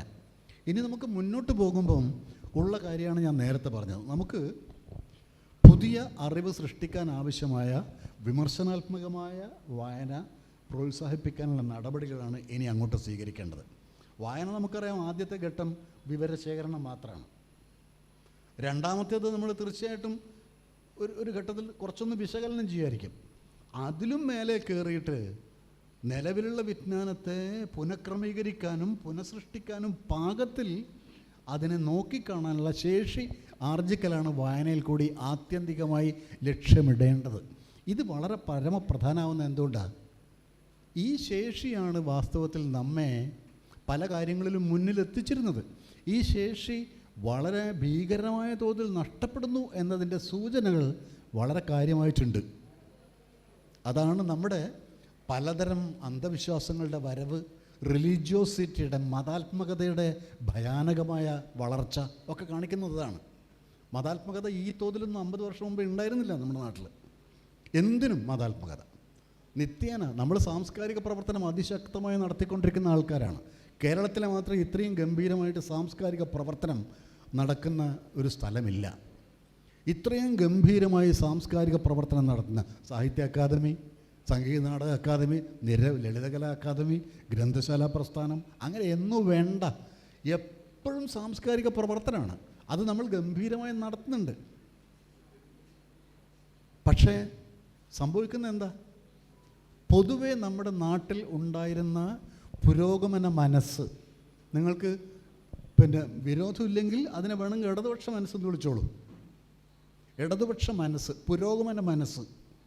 ഈ പുരോഗമന മനസ്സിന് എന്താ സംഭവിച്ചത് എന്ന് നോക്കണം. നേരത്തെ നമ്മൾ കേരളത്തിൽ വളരെ വലതുപക്ഷം എന്ന് പറയപ്പെടുന്ന രാഷ്ട്രീയത്തിൻ്റെ അകത്ത്, രാഷ്ട്രീയക്കാരനകത്ത് പോലും ഒരു പുരോഗമന മനസ്സുണ്ടാവും. അവർ കംപ്ലീറ്റ് പൂർണ്ണമായും മതനിരപേക്ഷവാദികളായിരിക്കും. അങ്ങനെ പല കാര്യങ്ങളിലും ഈ സമത്വത്തെക്കുറിച്ചുള്ള ആശയങ്ങളിൽ, ആദർശങ്ങളിൽ പൂർണ്ണമായിട്ട് അംഗീകരിക്കുന്നുണ്ടാവും. പക്ഷെ ഒരു നിലവിലുള്ള വലതുപക്ഷ രാഷ്ട്രീയ പാർട്ടിയിലെ പ്രവർത്തകനായിരിക്കും. പക്ഷെ അവരെ നയിക്കുന്ന വികാരങ്ങളിൽ ഒരു പുരോഗമന മനസ്സ്, ഇടതുപക്ഷ മനസ്സ് ഉണ്ടാവും. പക്ഷേ മറിച്ച് ഇപ്പോഴേക്ക് വന്നിട്ട് എന്ത് സംഭവിച്ചിരിക്കുന്നു? പുരോഗമനമെന്ന് പറയുന്ന വ്യക്തമായും അങ്ങനെ തന്നെ വിശ്വസിക്കുന്ന ആളുകളിൽ പോലും അറിയാതെ ഒരു വലതുപക്ഷ മനസ്സ് വരുന്ന കാണാം പല കാര്യങ്ങളിലും സൂക്ഷ്മമായി നോക്കുമ്പോൾ. ഇത് എന്തുകൊണ്ട് സംഭവിക്കുന്നു എന്നതാണ് വളരെ പ്രധാനപ്പെട്ട ഒരു കാര്യം. അത് ഞാൻ നേരത്തെ പറഞ്ഞ രീതിയിലുള്ള വിമർശനാത്മകമായ വായന കുറയുന്നത് കൊണ്ടാണ്. വായന കുറയുന്നത് കൊണ്ടല്ല, വായനയുടെ ഈ പ്രത്യേക ക്വാളിറ്റി കുറയുന്നത് കൊണ്ടാണ് എന്നതാണ് അതിനെക്കുറിച്ച് പറയാനുള്ള സമയമായിട്ടുണ്ടാവും. അതുകൊണ്ട് ഇനി വല്ലതും ബാക്കി പറയാനുണ്ടെങ്കിൽ പിന്നെ അടുത്ത ഘട്ടത്തിൽ പറയാം. അടുത്തതായിട്ട് ഗ്രന്ഥാലോകത്തിൻ്റെ എഡിറ്ററും സാഹിത്യകാരനുമായിട്ടുള്ള പനിയാൽ സാർ. പ്രിയമുള്ളവരെ, നമ്മുടെ വിഷയം ഗ്രന്ഥശാല പ്രസ്ഥാനം, വായനയുടെ പുതുവഴികൾ. ഈ പുതുവഴികൾ നേരത്തെ നമ്മുടെ മോഡറേറ്ററും അതുപോലെ തന്നെ ബഹുമാനപ്പെട്ട ലൈബ്രറി കൗൺസിൽ പ്രസിഡൻറ്റ് കുഞ്ഞികൃഷ്ണ മാഷും വിശദമായി നിങ്ങളോട് സംസാരിക്കുകയുണ്ടായി. ഈ വിഷയത്തിൽ പുതുവഴികൾ എന്നുള്ള ആ 2 വാക്കുകൾ ചേർന്നിട്ടുള്ള സമസ്ത പദത്തിൽ പുതുകാലം, ഈ കാലം എന്നുള്ളതാണ്. പുതുകാലം എന്നുള്ള പുതുകാലത്തിനാണ് പ്രധാനം. കാലം, കാരണം കാലം നമ്മുടെ സാമൂഹ്യ ജീവിതത്തിൻ്റെ എല്ലാ മേഖലകളിലും വലിയ സ്വാധീനം ചെലുത്തുന്നുണ്ട്. നമ്മുടെ സ്വകാര്യ ജീവിതത്തിൽ സ്വാധീനം ചെലുത്തുന്നുണ്ട്. നമ്മുടെ കുടുംബ ജീവിതത്തിൽ കാലം സ്വാധീനം ചെലുത്തുന്നുണ്ട്. നിങ്ങൾക്കറിയാം, ഒരു 50 60 വർഷങ്ങൾക്ക് മുമ്പ് ജീവിച്ചിരുന്ന മനുഷ്യരെ പോലെയല്ല ഇന്ന് മനുഷ്യർ. അവരുടെ കുടുംബങ്ങളിൽ വലിയ മാറ്റങ്ങൾ സംഭവിച്ചു കൊണ്ടിരിക്കുകയാണ്. ഭാര്യ ഭർത്താവിൻ്റെ പേര് ഉച്ചരിക്കാൻ ഭയപ്പെട്ടിരുന്ന ഒരു കാലമുണ്ടായിരുന്നു. പേര് പറയില്ല. എന്നാൽ ഇന്ന് 2025 നിൽക്കുമ്പോൾ ഭാര്യ ഭർത്താവിന് എടാ എന്നാണ് പറയുക. അതൊരു വലിയ മാറ്റമാണ്. അത് സ്വകാര്യ ജീവിതത്തിലുണ്ടായിട്ടുള്ള വലിയൊരു മാറ്റമാണ്. നമ്മുടെ വിദ്യാഭ്യാസ രംഗത്ത് വലിയ മാറ്റം ഉണ്ടായിട്ടുണ്ട്. ആഹാര രീതികളിൽ വലിയ മാറ്റം ഉണ്ടായി. പിഞ്ചു കുഞ്ഞുങ്ങൾ പോലും എഴുന്നേറ്റ് നടക്കാൻ തുടങ്ങുന്നത് മുതൽ പറയുന്നത് തന്തൂരി ചിക്കനെക്കുറിച്ചാണ്, ഷവർമയെക്കുറിച്ചാണ്. എവിടെ നിന്നാണ് ഇത്രയും വിഭവങ്ങളുടെ പേരുകൾ ഈ കുഞ്ഞുങ്ങൾ പഠിക്കുന്നത് എന്ന് അത്ഭുതപ്പെട്ടു പോകും നമ്മൾ കേട്ട് കഴിഞ്ഞാൽ. ഇങ്ങനെ കുട്ടികളുടെ ജീവിത രീതിയിലും വലിയ മാറ്റങ്ങൾ സംഭവിച്ചു കൊണ്ടിരിക്കുക. അതുപോലെ നമ്മുടെ വായനയുടെ കാര്യത്തിൽ, നമ്മുടെ മറ്റ് ആരോഗ്യരംഗത്ത്, വിദ്യാഭ്യാസ രംഗത്ത് നേരത്തെ അത് സൂചിപ്പിച്ചു രണ്ടുപേരും, വലിയ മാറ്റങ്ങൾ നടന്നുകൊണ്ടിരിക്കുകയാണ്. അതുപോലെ വായനയുടെ രംഗത്തും വലിയ മാറ്റങ്ങൾ സംഭവിച്ചു കൊണ്ടിരിക്കുന്ന ഒരു കാലം ആണിത്. പഴയ കാലത്തെക്കുറിച്ച് ഇവിടെ രണ്ടുപേരും സൂചിപ്പിക്കുകയുണ്ടായി. ഒരു കാലത്ത് സ്ത്രീകൾക്ക് വായന നിഷിദ്ധമായിരുന്നു, കറുത്തവർഗക്കാർക്ക് വായന നിഷിദ്ധമായിരുന്നു. അതിന് കേരളമെന്നോ ഇന്ത്യയെന്നോ ലോകമെന്നോ എന്നുള്ള വ്യത്യാസമൊന്നുമില്ല. എല്ലാ രാജ്യങ്ങളിലും ഈ വ്യത്യാസം ഉണ്ടായിരുന്നു എന്ന് വെർജീനിയ വുൾഫ് നിങ്ങൾക്കറിയാലോ. വലിയ ഓക്സ്ഫോർഡ് യൂണിവേഴ്സിറ്റി ലൈബ്രറിയിൽ പോകാൻ വേണ്ടി കാലെടുത്ത് വെച്ചപ്പോൾ വെർജീനിയ വുൾഫിനെ തടഞ്ഞുകൊണ്ട് സുരക്ഷാ ഭടന്മാർ പറഞ്ഞു, ഇത് സ്ത്രീകൾക്കുള്ള ലൈബ്രറിയല്ല, ഇത് പുരുഷന്മാർക്കുള്ള ലൈബ്രറിയാണ്. എന്നിട്ട് ഇത്രയും പ്രഗത്ഭയായിട്ടുള്ള അവർ അവിടെ നിന്ന് തിരിച്ചു വന്നു എന്നുള്ളത് നമ്മൾ പുസ്തകങ്ങളിലൂടെ മനസ്സിലാക്കുന്ന കാര്യമാണ്. അതുപോലെ T.S. എലിയട്ട്, നിങ്ങൾക്ക് എല്ലാവർക്കും അദ്ദേഹത്തിൻ്റെ വരികൾ പോലും ബൈഹാർട്ടാണെന്ന് എനിക്കറിയാം. ഓം ശാന്തി ശാന്തി എന്നൊക്കെ വേസ്റ്റ്ലാൻഡിൽ നമ്മൾ വായിക്കുന്നുണ്ട്. ആ T.S. എലിയട്ട് പൊതുവിദ്യാഭ്യാസത്തിന് എതിരായിരുന്നു, ജനകീയ വിദ്യാഭ്യാസത്തിനെതിരായിരുന്നു എന്ന് ഈയിടെ വായിച്ചപ്പോൾ ഞാനും ഒട്ടൊക്കെ അന്തം വിട്ടുപോയിട്ടുണ്ട്. അപ്പോൾ ഒരു കാലത്ത് ഇതിങ്ങനെയുള്ള ഇന്ത്യയാണെങ്കിൽ ശൂദ്രന്മാർക്ക് വായിക്കാൻ പാടില്ല എന്ന് മാത്രമല്ല, വായിക്കുന്നവൻ്റെ ചെവിയിൽ ഈയമൊഴിക്കുന്ന ഒരു കാലമുണ്ടായിരുന്നു. നമ്മുടെ അതുപോലെ തന്നെ EMS അദ്ദേഹത്തിൻ്റെ ഒരു ആത്മകഥയിൽ സൂചിപ്പിക്കുന്നുണ്ട്. എന്താണ്? ഗ്രന്ഥാക്ഷരവും മലയാളവും മറ്റ് ഭാഷകളൊക്കെ എനിക്ക്, ദേവനാഗരാക്ഷരവും ഒക്കെ എനിക്ക് വായിക്കാൻ കഴിയുമെങ്കിലും എനിക്ക് എഴുതാൻ കഴിയുമായിരുന്നില്ല. എഴുത്ത് പരിശീലനം എനിക്ക് കിട്ടിയിരുന്നില്ല. എന്തുകൊണ്ട്? അപ്പോൾ EMS പറയുകയാണ്, ഇത് അന്നത്തെ വർഗപരമായ നിലപാടാണ്. ഈ വർഗപരമായ നിലപാട് വായനയെ സ്വാധീനിച്ചിരുന്ന ഒരു കാലം കേരളത്തിലുണ്ടായിരുന്നു. പുത്തേഴുത്ത്, എൻ്റെ അമ്മയെക്കുറിച്ച് പുത്തേഴുത്ത് എഴുതിയിട്ടുണ്ട്. എന്താണ്? എൻ്റെ അമ്മയ്ക്ക് രാമായണ, ഭാരതവും മറ്റ് കൃതികളൊക്കെ വളരെ നന്നായിട്ട് ഹൃദിസ്ഥമായിട്ടുണ്ട്, വായിക്കാനറിയും, ദിവസവും പാരായണം ചെയ്യും. പക്ഷേ പേരെഴുതി ഒപ്പിടാൻ അറിയില്ല. ഒരു ആധാരത്തിൽ ഒപ്പിടാൻ വേണ്ടി പറഞ്ഞപ്പോൾ ആളുകൾ രജിസ്റ്റർ ഓഫീസിൽ നിന്ന് ചോദിച്ചു, നിങ്ങൾക്ക് പേരെഴുതി ഒപ്പിടാമോ? അപ്പോൾ പറഞ്ഞു, എനിക്ക് പേരെഴുതാൻ അറിയില്ല. അങ്ങനെ നിരക്ഷരരുടെ കൂട്ടത്തിൽപ്പെടുത്തിക്കൊണ്ട് അദ്ദേഹത്തെ ചുണ്ടൊപ്പ് വെപ്പിച്ച ഒരു കാലം ഇവിടെ ഉണ്ടായിരുന്നു. അപ്പോൾ ഇത് ഒരു കാലത്തിൻ്റെ ചിത്രമാണ്, അന്നത്തെ ഒരു കാലത്തിൻ്റെ രീതിയാണത്.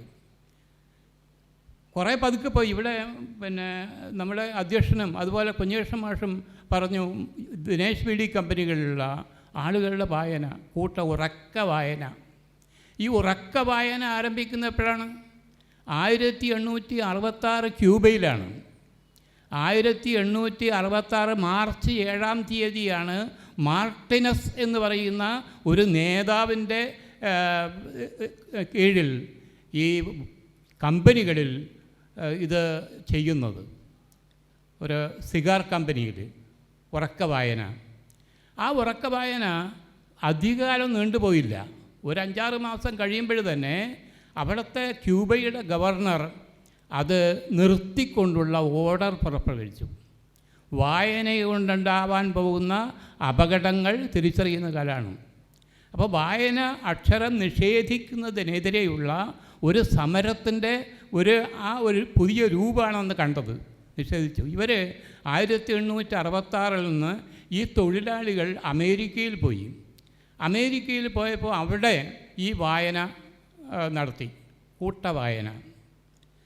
അപ്പോൾ ഈ കൂട്ടവായന ക്യൂബയിൽ നിന്ന് അമേരിക്കയിലേക്ക്, അമേരിക്കയിൽ നിന്ന് കേരളത്തിലേക്ക്.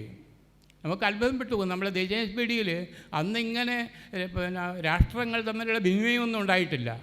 പക്ഷേ അത് അറിയാണ്ട് നമ്മുടെ കേരളത്തിലെത്തുകയാണ്. ഒരു കാലത്ത് കാസർഗോഡ് സ്കൂളുകളിൽ ഏറ്റവും കൂടുതൽ അധ്യാപകരുണ്ടായിരുന്ന തിരുവിതാംകൂറിലെ അധ്യാപകരാണ്. അത് കഴിഞ്ഞാൽ ഈ കരിവള്ളൂരിലെ ദിനേശ് പീഡി കമ്പനിയിൽ ജോലി ചെയ്തിരുന്ന ആളുകളായിരുന്നു. അവർ പകൽ മുഴുവൻ ഈ പത്രങ്ങളുടെ വായന കേൾക്കുകയും രാഷ്ട്രീയമായി സാമൂഹ്യമായി പ്രബുദ്ധരാവുകയും രാത്രി ദിനേശ് പീഡി നൽകുന്ന കോച്ചിങ് ക്ലാസ്സിൽ പങ്കെടുത്തുകൊണ്ട് പരീക്ഷകൾ അറ്റൻഡ് ചെയ്യുകയും പരീക്ഷ പാസ്സാകുകയും അവിടെ നിന്ന് അധ്യാപക പരിശീലനം നേടിക്കൊണ്ട് അധ്യാപകരായി കാസർഗോഡ് വരികയും ചെയ്തിട്ടുണ്ട്. അപ്പോൾ അന്നത്തെ അധ്യാപക പ്രസ്ഥാനത്തിന് വലിയ അടിത്തറ പാകിയിട്ടുള്ളത് അത്തരം അധ്യാപകരാണ്. സാമൂഹ്യ ബോധമുള്ള, രാഷ്ട്രീയ ബോധമുള്ള ഈ അധ്യാപകരാണ് ഇതിനേറ്റവും വലിയ അടിത്തറ നൽകിയിട്ടുള്ളത്. അപ്പോൾ ഈ ഒരു കാലത്ത് നിന്ന് പതുക്കെ പോവുകയാണ്. ഫ്യൂഡലിസത്തിന് എല്ലാ കാലവും നിലനിൽക്കാൻ കഴിയില്ല. ഫ്യൂഡലിസത്തിൽ നിന്ന് ലോകം മാറുകയാണ്. ലോകം മുതലാളിത്തത്തിലേക്ക് കടന്നു വരുമ്പോൾ വായനയും എഴുത്തും വളരെ അത്യാവശ്യമായി വരുന്നു. ഇത് ഒരു പുതുകാലം ആണ്. ഈ പുതുകാലത്ത് കൂടുതൽ വായന, കൂടുതൽ എഴുത്ത് ഉണ്ടാക്കാൻ വേണ്ടി പുതിയ പുസ്തകങ്ങൾ വന്നു. പുതിയ പുസ്തകങ്ങൾ ജീവിതഗന്ധിയായിട്ടുള്ള, നമ്മുടെ സമൂഹത്തിലെ ഏറ്റവും അടിത്തട്ടിൽ നിൽക്കുന്ന മനുഷ്യരുടെ ജീവിതങ്ങളൊക്കെ ഈ നോവലിനും കഥയ്ക്കും കവിതയ്ക്കൊക്കെ വിഷയമായിക്കൊണ്ട് ആ വിഷയമായി തീർന്നു. അതേപോലെ തന്നെ അതിന് പുതിയ വായനക്കാരുണ്ടായി വന്നു. അതാണ് പുതുവായന. പക്ഷെ അന്ന് തന്നെ ഇത്തരം വായനകളെ പ്രോത്സാഹിപ്പിക്കാൻ വേണ്ടി നമ്മുടെ ഗ്രന്ഥശാല സംഘം മുമ്പോട്ട് വന്നിട്ടുണ്ട് എന്ന് നമുക്കതിൻ്റെ ചരിത്രം പഠിക്കുമ്പോൾ അറിയാം. നിങ്ങൾക്കറിയുന്ന പോലെ 1945 ആണ് സെപ്റ്റംബർ 14-ാം തീയതിയാണ് ഗ്രന്ഥശാല പ്രസ്ഥാനം ആരംഭിക്കുന്നത്. നമ്മൾ ഗ്രന്ഥശാല ദിനം ആചരിക്കുകയാണ്. ഇപ്പോൾ നമ്മുടെ ഈ ഗ്രന്ഥശാല പ്രവർത്തകർക്ക് ഉണ്ടാവും. സെപ്റ്റംബർ 14 ഒരാഴ്ച ഇതിൻ്റെ പ്രവർത്തനങ്ങളായിട്ട് നമ്മൾ പോകുന്നവരൊക്കെ ഇതിലുണ്ടാവും. മെമ്പർഷിപ്പ് കൂട്ടൽ, പുതുക്കൽ, പിന്നെ മറ്റ് പ്രഭാഷണങ്ങൾ നടത്തൽ, ഇതൊക്കെ ഈ ഒരാഴ്ചക്കാലത്ത് നടക്കുന്നതാണ്. ഈ ലൈബ്രറി പ്രസ്ഥാനം 1945 സെപ്റ്റംബർ 14 മുമ്പ് തന്നെ കോട്ടയത്ത് കളരിക്കൽ ബസാറിൽ ഒരു പുസ്തകശാല തുടങ്ങിയിരുന്നു. ഈ പുസ്തകശാല തുടങ്ങിയത് പൊൻകുന്നം വർക്കിയും DC കിഴക്കേ മുറിയും മറ്റ് ഒരു 5 ആളും ചേർന്നിട്ടുള്ളതാണ് ഈ പുസ്തകം. ആ പുസ്തകശാലയുടെ പേരാണ് നാഷണൽ ബുക്ക് സ്റ്റാൾ. അപ്പം നാഷണൽ ബുക്ക് സ്റ്റാൾ തുടങ്ങിയതിന് ശേഷമാണ് സാഹിത്യ പ്രവർത്തക സംഘം ഉണ്ടാകുന്നത്. അതിനും ഒരു കഥയുണ്ട്. സാഹിത്യ പ്രവർത്തക സഹകരണ സംഘം തുടങ്ങിയത് നിങ്ങൾക്കെല്ലാം അറിയുന്ന പോലെ കാരൂരാണ്. ഈ കാരൂര് ആ കാലത്ത് ഈ പ്രസ്ഥാനം തുടങ്ങുന്നതിന് കോട്ടയത്ത് വലിയൊരു ലൈബ്രറി ഉണ്ടായിരുന്നു. ആ ലൈബ്രറിയിൽ ആയിരക്കണക്കിന് മലയാളം, ഇംഗ്ലീഷ് പുസ്തകങ്ങളുണ്ടായിരുന്നു. അവർ വലിയ രീതിയിൽ വാർഷിക ആഘോഷങ്ങൾ നടത്തിയിരുന്നു. ഈ ആഘോഷങ്ങളുടെ ദിവസം ഒരു ഇയർ ബുക്ക്, ഒരു വാർഷിക പതിപ്പ് അവരിറക്കിയിരുന്നു. ഈ വാർഷിക പതിപ്പിലേക്ക് ഒരു കഥ ചോദിച്ചുകൊണ്ട് DC കിഴക്കേ മുറി കാരൂറിനെ സമീപിക്കുകയാണ്. കാരൂറിനോട് ഈ കഥ കൊടുത്ത് പറയുകയാണ്, ഇനി ഞങ്ങളൊരു സഹകരണ സംഘം ഉണ്ടാക്കാൻ വേണ്ടി പോവുകയാണ്. ഈ സഹകരണ സംഘത്തിനേക്ക് നിങ്ങൾ 11 രൂപ തരണം. ഈ 11 രൂപയ്ക്ക് ഇത്രയും വലിയ ഒന്ന് സാധിക്കുമോ എന്ന് പിന്നീട് കിഴക്കേമുറി അത്ഭുതപ്പെടുകയുണ്ടായി. അങ്ങനെ ഈ സാഹിത്യപ്രവർത്തക സഹകരണ സംഘത്തിൻ്റെ 5ാമത്തെ അംഗമായിട്ട് DC കിഴക്കേമുറി അവിടെ അംഗത്വം നേടുകയാണ്. പിന്നീട് അതിൽ വലിയ കഥയാണ്. അത് നീട്ട സമയമില്ല. അപ്പോൾ ഈ NBSും SPCസും ലയിക്കുകയും അതുപോലെ തന്നെ അത് നമ്മുടെ ഗ്രന്ഥശാല സംഘവുമായി ചേർന്നുകൊണ്ട് വായനയുടെ പുതിയൊരു വഴിയിലേക്ക് വരികയും ചെയ്യും. ഈ ഗ്രന്ഥശാല സംഘം വളരണമെങ്കിൽ എന്ത് വേണം? നല്ല പുസ്തകങ്ങൾ വേണം. ആ നല്ല പുസ്തകങ്ങൾ പ്രസിദ്ധീകരിക്കാൻ അന്ന് SPCS മാത്രമേ ഉള്ളൂ, അന്ന് മറ്റ് പുസ്തകശാലകളില്ല. അപ്പോൾ അതുപോലെ ഇവർക്ക് നിലനിൽക്കണമെങ്കിലും ഗ്രന്ഥശാല സംഘത്തിൻ്റെ ആവശ്യമുണ്ട്. ഇന്ന് 14 കോടി രൂപയാണ് ഈ വർഷം പുസ്തകങ്ങൾക്ക് വേണ്ടി ഗ്രാൻറ്റ് കൊടുത്തിട്ടുള്ളത് SPCS, നമ്മുടെ ലൈബ്രറി കൗൺസിൽ. 14 കോടിയാണ്. ഈ 14 കോടിയുടെ പുസ്തകങ്ങൾ ഈ വായനശാലകളിൽ എത്തിയിട്ടുണ്ട്, കേരളത്തിലെ വായനശാലകളിൽ എത്തിയിട്ടുണ്ട്. ഈ പുസ്തകോത്സവത്തിലൂടെയാണ് ഈ പുസ്തകങ്ങൾ എടുക്കുന്നത്. അത് പണ്ട് കാലത്ത് ഒരു ചന്തയായിരുന്നു, പുസ്തകച്ചന്തയായിരുന്നു. ആ പുസ്തകച്ചന്ത മാറിക്കൊണ്ട് ഈ പുസ്തകോത്സവങ്ങൾ ശരിക്ക് ഇതുപോലുള്ള ചെറിയ ലിറ്റററി ഫെസ്റ്റിവൽ ആയിട്ട് മാറിക്കൊണ്ടിരിക്കുകയാണ്. കുറേ ദിവസങ്ങൾ ഈ ഫെസ്റ്റിവലിൽ തീർച്ചയായിട്ടും വലിയ രീതിയിലുള്ള ചർച്ചകൾ നടക്കുന്നുണ്ട്, വായന നടക്കുന്നുണ്ട്. ഇതൊക്കെ വായനയുടെ ഒരു പുതിയ കാലത്തെ തെളിയിക്കുന്നതാണ്. ഞാൻ വേണം പിന്നീട് പറയാം, വൈകിപ്പോയി ലാലിനെ സംസാരിക്കാൻ. അടുത്തായിട്ട് ഗ്രന്ഥാലോകത്തിൻ്റെ സബ് എഡിറ്ററും കഥാസാഹിത്യകാരനുമായിട്ടുള്ള SR ലാൽ. പ്രിയപ്പെട്ടവരെ, എല്ലാവർക്കും നമസ്കാരം. ഞാൻ തിരുവനന്തപുരം ജില്ലയിലെ കോലിയക്കോട് എന്ന് പറയുന്ന സ്ഥലത്ത് നിന്നാണ് വരുന്നത്. ഞങ്ങളുടെ സ്ഥലത്തിന് തൊട്ടടുത്തുകൂടി MC റോഡ് പോകുന്നുണ്ട്. ആ MC റോഡിൽ കൂടി മഹാത്മാഗാന്ധി നടന്നു പോയിട്ടുണ്ട്. ക്ഷേത്രപ്രവേശന വിളംബരവുമായി ബന്ധപ്പെട്ട് തിരുവനന്തപുരത്ത് വന്നിട്ട് ആ റോഡിൽ കൂടി നടന്നു പോകുമ്പോൾ അവർണരായ മനുഷ്യരെയും വിളിച്ച് 2 ക്ഷേത്രങ്ങളിലേക്ക് അദ്ദേഹം കടന്നു ചെന്നു. എന്നിട്ട് കോട്ടപ്പുറം എന്ന് പറയുന്ന കുന്നിൻ്റെ മുകളിൽ ഞങ്ങളുടെ നാട്ടിലെ അന്നത്തെ കോൺഗ്രസ്സുകാർ എല്ലാവരും കൂടി ചേർന്ന് ഒരു വലിയ മീറ്റിംഗ് വിളിച്ചു കൂട്ടി. അതിനെ അഭിസംബോധന ചെയ്തുകൊണ്ട് മഹാത്മാഗാന്ധി സംസാരിച്ചപ്പോൾ അദ്ദേഹം പറഞ്ഞത്, ഈ നാട്ടിൽ ഒരു വിദ്യാലയം ഉണ്ടാകണം എന്നാണ്. പക്ഷെ ഞങ്ങളുടെ നാട്ടുകാർക്ക് ഒരു വിദ്യാലയം ഉണ്ടാക്കാൻ അന്ന് പാങ്ങുണ്ടായിരുന്നില്ല. പകരം ഞങ്ങളുടെ നാട്ടിലൊരു ഗ്രന്ഥശാലയുണ്ടാക്കി. അതിൻ്റെ പേര് സരസ്വതി മന്ദിരം ഗ്രന്ഥശാല എന്നായിരുന്നു. പക്ഷേ വളരെ ചെറിയ സൗകര്യങ്ങളുള്ള ഒരു ഗ്രന്ഥശാല. ഇന്നും അത് പ്രവർത്തിക്കുന്നുണ്ട്. ചില കാലത്ത് മുടങ്ങിപ്പോയി, ചില കാലത്ത് പ്രവർത്തനം മന്ദീഭവിച്ചു, എന്നിട്ടും അത് പ്രവർത്തിക്കുന്നുണ്ട്. എൻ്റെ ഓർമ്മയിൽ ആ ഗ്രന്ഥശാല ചെയ്ത ഒരൊറ്റ നല്ല കാര്യമുണ്ട്. ഒരുപാട് നല്ല കാര്യങ്ങളുണ്ടാകും, പക്ഷേ അതിലും ഉയർന്നു നിൽക്കുന്ന ഒരു നല്ല കാര്യമുണ്ട്. അത് എന്ന് പറയുന്നത് 1948 കേരളത്തിൻ്റെ പ്രിയപ്പെട്ട കവി ചങ്ങമ്പുഴ കൃഷ്ണപിള്ള രോഗബാധിതനായി കിടക്കുന്ന വിവരം EM കോവൂർ എന്ന് പറയുന്ന കഥാകൃത്ത് ലോകത്തിനെ അറിയിക്കുകയുണ്ടായി. ഞങ്ങളുടെ നാട്ടിലെ വളരെ സാധാരണക്കാരായ മനുഷ്യരാണ്, കർഷകരായ മനുഷ്യരാണ്, അന്നന്നത്തെ ജോലി ചെയ്യുന്ന മനുഷ്യരാണ്. പക്ഷേ ചങ്ങമ്പുഴ കൃഷ്ണപിള്ളയെ സഹായിക്കുന്നതിന് വേണ്ടിയിട്ട് ഞങ്ങളുടെ നാട്ടുകാർ സരസ്വതി മന്ദിരം ഗ്രന്ഥശാലയുടെ പേരിൽ ഒരു ചെറിയ പണപ്പിരിവ് നടത്തി. അത് മണി ഓർഡറായി ചങ്ങമ്പുഴ കൃഷ്ണപിള്ളയ്ക്ക് അയച്ചു കൊടുത്തു. ചങ്ങമ്പുഴ കൃഷ്ണപിള്ളയ്ക്ക് അന്ന് കിട്ടിയ ധനസഹായങ്ങളിലൊന്ന് ഞങ്ങളുടെ കൊച്ചു ഗ്രാമത്തിൽ നിന്നും പുറപ്പെട്ട ആ മണി ഓർഡറായിരുന്നു എന്ന് ചങ്ങമ്പുഴയുടെ പേരിലുള്ള ഈ ഹാളിലിരുന്ന് പറയാൻ എനിക്ക് വലിയ സന്തോഷമുണ്ട്. അതൊരു മലയാളത്തിൻ്റെ വായനയുടെ ചരിത്രം കൂടിയാണ് ഞാൻ പറഞ്ഞു വച്ചത്. ഞാൻ കേട്ട ഒരു പ്രസംഗം നിങ്ങളോടതിൻ്റെ ചെറിയ കാര്യം പറയാം. അത് നടത്തിയത് ONV കുറുപ്പ് സാറായിരുന്നു. തിരുവനന്തപുരത്തെ N കൃഷ്ണപിള്ള ഫൗണ്ടേഷൻ ഹാളിൽ ONV കുറുപ്പ് സാറിന് ലൈബ്രറി കൗൺസിലിൻ്റെ പുരസ്കാരം നൽകിയപ്പോഴത്തേക്ക് അന്നുവരെ എല്ലാ സ്റ്റേജിലും നിന്നു മാത്രം പ്രസംഗിച്ചുകൊണ്ടിരുന്ന ONV സാറ് അന്ന് ഒട്ടും ആരോഗ്യം പോരാതെ ഇരുന്നുകൊണ്ടാണ് സംസാരിച്ചത്. അദ്ദേഹത്തിൻ്റെ അവസാനത്തെ സ്റ്റേജ് ഇല്ലെങ്കിൽ പങ്കെടുത്ത് സംസാരിച്ച ഒരു ചടങ്ങ് കൂടിയായിരുന്നു അത് എന്ന് ഞാനിപ്പോൾ ഓർക്കുന്നുണ്ട്. അദ്ദേഹം പറഞ്ഞത് തൻ്റെ വായന എങ്ങനെ രൂപപ്പെട്ടു എന്നുള്ളത് ഒരു ചെറു പ്രസംഗത്തിൽ കൂടി അദ്ദേഹം പറഞ്ഞു. അദ്ദേഹം പറഞ്ഞത്, ഞാൻ കൊല്ലത്ത് പഠിച്ചുകൊണ്ടിരുന്നപ്പോൾ ഞാനൊരു ഇംഗ്ലീഷുകാർ നടത്തിയിരുന്ന ഒരു സ്കൂളിലാണ് പഠിച്ചിരുന്നത്. സ്കൂളിൽ ലൈബ്രറി ഉണ്ടായിരുന്നു. പക്ഷേ എൻ്റെ അഭിരുചികളെ തൃപ്തിപ്പെടുത്തുന്ന ഒരു പുസ്തകവും എനിക്ക് അവിടെ നിന്ന് കിട്ടിയില്ല.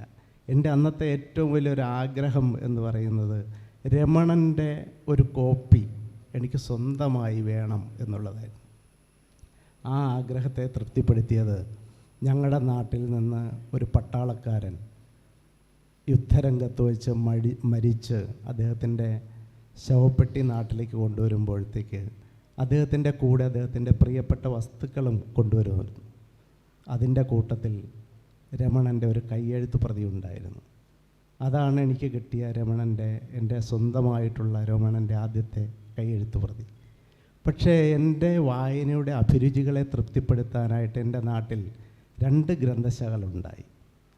അതിൻ്റെ ഒന്ന് സ്വദേശാഭിമാനി രാമകൃഷ്ണപിള്ളയുടെ പേരിലുള്ള ലൈബ്രറി ആയിരുന്നു. മറ്റൊന്ന് സ്വദേശാഭിമാനിയെ നാടുകടത്തുന്നതിന് കാരണക്കാരനായ ശങ്കരൻ തമ്പിയുടെ പേരിൽ ഉള്ള ഒരു ഗ്രന്ഥശാലയായിരുന്നു. ഒന്ന് സ്വതന്ത്ര ബുദ്ധിയുള്ള മനുഷ്യർ സ്ഥാപിച്ചൊരു ഗ്രന്ഥശാല, മറ്റൊന്ന് രാജാധികാരത്തെ പിന്തുണയ്ക്കുന്ന മനുഷ്യർ പിന്തുണച്ച ഗ്രന്ഥശാല. രണ്ടും റോഡിൻ്റെ അപ്പുറവും ഇപ്പുറവുമായി നിന്നു. പക്ഷേ പുസ്തകങ്ങൾക്ക് വേർതിരിവില്ലാത്തതുകൊണ്ട് ഞാൻ 2 ഗ്രന്ഥശാലയിലേക്കും ചെന്നു, പുസ്തകങ്ങളെടുത്തു. അത് ഒരു കാലത്തിൻ്റെ ഒരു ഓർമ്മയാണ്. എങ്ങനെയാണ് പുസ്തകങ്ങൾ മനുഷ്യരിലേക്ക് എത്തിയത് എന്നുള്ളതിൻ്റെ ഒരു ഓർമ്മപ്പെടുത്തലായിരുന്നു ONV സാറ് അന്ന് നിർവഹിച്ചത്. മറ്റൊരാളൊരു എഴുതിയ ഞാനത് വെച്ച ഒരു സ്ത്രീയാണ്. അവരുടെ പേര് പലരും കേട്ടിട്ടുള്ള ദേവകി നിലയങ്ങോട് എന്നാണ്. നഷ്ടബോധങ്ങളില്ലാതെ എന്ന് പറയുന്നൊരു വളരെ മനോഹരമായൊരു പുസ്തകം എത്രയോ പ്രായം ചെന്നതിന് ശേഷം ദേവകി നിലയങ്ങോട് എഴുതിയത് നമ്മൾ വായിച്ചിട്ടുണ്ട്. അതിനകത്ത് എങ്ങനെയാണ് അന്നത്തെ സ്ത്രീകൾ വായിച്ചത് എന്നുള്ളതിനെപ്പറ്റി പറയുന്നുണ്ട്. അക്ഷരം മാത്രം കൂട്ടി വായിക്കാൻ അറിയാവുന്നിടത്ത് വെച്ച് വിദ്യാഭ്യാസം അവസാനിക്കുന്ന ആ കാലഘട്ടത്തിൽ രാമായണവും മഹാഭാരതവും ഒക്കെ എങ്ങനെയോ കൂട്ടിക്കൂട്ടി വായിച്ച ഒരു കാലഘട്ടത്തിൽ പുറത്തുള്ള പുസ്തകങ്ങളൊന്നും ആ അന്തർജനങ്ങൾ താമസിക്കുന്ന വീട്ടിലേക്ക് കടന്നു വരാത്ത ഒരു കാലഘട്ടത്തിൽ വായിക്കുന്നത് പാപമാണ് എന്ന് കരുതിയിരുന്ന ആ കാലഘട്ടത്തിൽ തൻ്റെ വീട്ടിൻ്റെ അടുത്ത് മൂക്കുതല എന്ന് പറയുന്ന സ്ഥലത്ത് ഒരു ക്ഷേത്രത്തിനോട് ചേർന്ന് നമ്പൂതിരിമാർ പാർത്തിരുന്ന സ്ഥലത്ത് ഒരു മുറിയിൽ ഒരു ഗ്രന്ഥശാല തുറക്കുന്നുണ്ട്. അവിടെ നിന്ന് ചേട്ടന്മാർ കൊണ്ടുവരുന്ന പുസ്തകങ്ങൾ വായിച്ചതിനെ പറ്റിയിട്ട് ദേവകി നിലയങ്ങോട് പറയുന്നുണ്ട്. പാവങ്ങൾ എന്ന് പറയുന്ന പുസ്തകം ഞാൻ വായിച്ചു. ഡിയിലെ മെത്രാൻ എനിക്ക് പ്രിയപ്പെട്ട ഒരാളായി. ഡിയിലെ മെത്രാന് വേണ്ടി എല്ലാ ദിവസവും വൈകിട്ട് നിലവിളക്ക് കത്തിക്കുമ്പോൾ അതിലെ ഒരു തിരി ഡിയിലെ മെത്രാൻ്റെ നന്മയ്ക്ക് വേണ്ടി ഞാൻ കത്തിച്ചു വെച്ചു എന്ന് ദേവകി നിലയങ്ങോട് പറയുന്നുണ്ട്. അതാണ് വായനയുടെ ഒരു കാലത്തിൻ്റെ ഒരു അടയാളങ്ങളാണ് ഞാൻ 2 പേരുടെ കഥ പറഞ്ഞത്. യഥാർത്ഥത്തിൽ നമ്മുടെ സ്വകാര്യ ഗ്രന്ഥശാലകളിൽ നിന്ന് നമ്മുടെ ലൈബ്രറികളിലേക്ക് വരുന്ന ഒരു കാലം കൂടിയാണ്. വ്യക്തികളുടെ ഗ്രന്ഥശാല, അതിൽ വേറെ ആർക്കും പ്രവേശനമില്ല. വ്യക്തികളുടെ അഭിരുചികളെ മാത്രം തൃപ്തിപ്പെടുത്തുന്നിടത്ത് നിന്നും പൊതു എന്ന് പറയുന്ന പബ്ലിക്കിലേക്ക് വരുന്ന ഒരു മാറ്റമായിരുന്നു കേരളത്തിൻ്റെ മാറ്റത്തിൻ്റെ ചരിത്രം കൂടിയാണ്. വായനയുടെയും സംസ്കാരത്തിൻ്റെയും ചരിത്രം കൂടിയാണ്. നമ്മുടെ കേശവദേവ് എന്ന് പറയുന്നൊരു എഴുത്തുകാരൻ ഉണ്ട്. അദ്ദേഹം വായനശാല വാസുള്ള എന്ന് പറയുന്നൊരു കഥ എഴുതിയിട്ടുണ്ട്. ഗ്രന്ഥാലോകത്തിൻ്റെ ഒരു പ്രത്യേക പതിപ്പിന് വേണ്ടിയിട്ടാണ് അദ്ദേഹം എഴുതിയത്. അതിനൊരു അനുബന്ധ കഥ കൂടിയുണ്ട്, അത് ഞാൻ പറയുന്നില്ല. വായനശാല വാസുള്ള എന്നാണ്. തിരുവനന്തപുരത്ത് വായനശാല കേശവപിള്ള എന്ന് പറയുന്ന പ്രശസ്തനായിട്ടുള്ളൊരു ഗ്രന്ഥശാല പ്രവർത്തകനുണ്ടായിരുന്നു. ഏകദേശം ആ പേര് കടമെടുത്തുകൊണ്ടായിരിക്കും ഈ വായനശാല വാസുള്ള എന്ന് പറയുന്ന കഥ അദ്ദേഹം എഴുതിയിരിക്കുന്നത് എന്നുള്ളത് എനിക്ക് തോന്നുന്നു. അതിൻ്റെ അകത്ത് ഈ വായനശാല കേശവപിള്ളയെ പറ്റി കേശവദേവ് പറയുന്നത്, വാസുള്ളയെ പറ്റി പറയുന്നത്, അറിവ് കരിഞ്ചന്തയിൽ സൗജന്യമായി വിൽക്കുന്ന ഒരാളാണ് വായനശാല വാസുള്ള എന്നാണ്. അദ്ദേഹത്തിൻ്റെ നാട്ടിലൊരു ലൈബ്രറി ഉണ്ടാക്കാൻ വേണ്ടിയിട്ട് അദ്ദേഹം നടത്തുന്ന പരിശ്രമങ്ങളാണ്. അപ്പോൾ അവിടുത്തെ വലിയൊരു പണക്കാരനായിട്ടുള്ളൊരു മനുഷ്യനാണ്, ജന്മിയായിട്ടുള്ളൊരു മനുഷ്യനുണ്ട്, അച്യുതൻ നായർ. അദ്ദേഹത്തിൻ്റെ സഹായത്തോടു കൂടി അങ്ങനെ അച്യുതൻ നായർ പ്രസിഡൻറ്റും വാസുള്ള സെക്രട്ടറിയുമായിട്ടൊരു ഗ്രന്ഥശാല രൂപീകരിക്കാൻ തീരുമാനിച്ചു. ഒരു ഒഴിഞ്ഞു കിടക്കുന്ന കടയിലാണ്, കടമുറിയിൽ ഒരു വീഞ്ഞപ്പെട്ടിയിൽ പുസ്തകങ്ങൾ ശേഖരിക്കാൻ തീരുമാനിച്ചു. കെട്ടുറപ്പുള്ള കടയല്ല, അവിടേക്ക് ഓലമേയുന്നതിനായിട്ട് ഈ വാസുള്ള നടക്കുന്നുണ്ട്. വാസുള്ള നടക്കുമ്പോഴത്തേക്ക് ഒറ്റയ്ക്കാണ്. അപ്പോഴാളുകൾ ചോദിച്ചു, വാസുള്ള നീ ഇങ്ങനെ നടക്കുന്നുണ്ട്, നിനക്ക് വല്ല പ്രയോജനമുണ്ടോ, കാശ് വല്ലതും കിട്ടുമോ? അപ്പോൾ വാസുള്ള പറഞ്ഞ് കാശൊന്നും കിട്ടില്ല, നിനക്ക് പോയി 10 ചീനി വെച്ചുകൂടെ എന്ന് ആളുകൾ ചോദിച്ചു. എന്നിട്ട് ഒരാൾ ചോദിച്ചു, ഇത് കൊണ്ട് വല്ല ഉപയോഗമുണ്ടോ, മോക്ഷം വല്ലതും കിട്ടുമോ? വാസുള്ള പറയും മോക്ഷം കിട്ടും. എന്താണെന്ന് പറഞ്ഞാൽ അറിവെന്ന് പറയുന്നത് മോക്ഷമാണല്ലോ, അപ്പോൾ പറയും മോക്ഷം കിട്ടും. എന്തായാലും ഈ ഞെരുങ്ങി പോകുന്നതിൻ്റെ ഇടയിലാണ് അന്ന് പൊരുതുന്ന സാഹിത്യം, കേശവദേവ് കുറച്ച് കളിയാക്കി എഴുതിയാണ്, പൊരുതുന്ന സാഹിത്യവും കൊണ്ട് നടക്കുന്ന ഒരു ഊച്ചാളി എന്നാണ് അതിനെ പറയുന്നത്. ഊച്ചാളി ഗോവിന്ദൻ വന്നിട്ട് വാസുള്ളോട് പറഞ്ഞു, ഞങ്ങൾക്ക് ഞങ്ങളുടെ മീറ്റിംഗ് ഇവിടെ നടത്തണം എന്ന് പറഞ്ഞു. കേശവുള്ള ഈ വാസുള്ള പറഞ്ഞ് നടത്തിക്കോ, പക്ഷേ അതിൻ്റെ അകത്ത് കയറിയിട്ട് പറഞ്ഞു, ഇവിടെ പൊരുതുന്ന സാഹിത്യം മാത്രമേ വയ്ക്കാവൂ, ഇനി ബാക്കി പുസ്തകങ്ങളെല്ലാം നിങ്ങളെടുത്ത് മാറ്റിക്കൊള്ളണം എന്ന് പറയും. അപ്പോൾ വാസുള്ള പോയി തൻ്റെ പ്രസിഡൻറ്റിനോട് പറഞ്ഞപ്പോഴത്തേക്ക് പറഞ്ഞു, അതൊന്നും പറ്റില്ല, പൊരുതുന്ന സാഹിത്യം മാത്രം ഈ വായനശാലയിൽ പറ്റില്ല, നീ വേണമെങ്കിൽ ബാക്കി പുസ്തകങ്ങളെല്ലാം കൂടി കൊണ്ടുവന്ന് എൻ്റെ വീട്, ഒഴിഞ്ഞു കിടക്കുന്ന വീടുണ്ട്, അവിടെ വച്ചോ എന്ന് പറഞ്ഞു. പക്ഷേ വാസുള്ള പോയിട്ട് നേരെ ചട്ടമ്പി ഊച്ചാളിയോട് പറഞ്ഞു, ഇങ്ങനെ ഈ പൊരുതുന്ന സാഹിത്യം എല്ലാം മാറ്റാൻ വേണ്ടിയിട്ടാണ് പറഞ്ഞിരിക്കുന്നത്. അപ്പോൾ ചട്ടമ്പി പറഞ്ഞു, അതൊന്നും നടക്കുന്ന കാര്യമല്ല, നീ ഒരു മീറ്റിംഗ് വിളിച്ചുകൂട്ട് എന്ന് പറയും.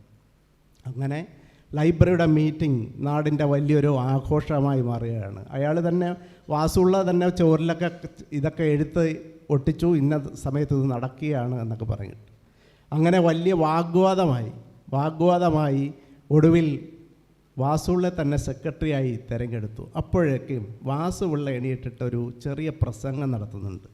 അദ്ദേഹം പറയുന്നത്, വാസുള്ള പറയുന്നത്, ഗ്രന്ഥശാല എന്ന് വെച്ചാൽ പൊരുതുന്ന സാഹിത്യവും പൊരുതാത്തവരുടെ സാഹിത്യവും എല്ലാവരുടെ പുസ്തകങ്ങളും വരുന്ന ഒരിടമാണ്.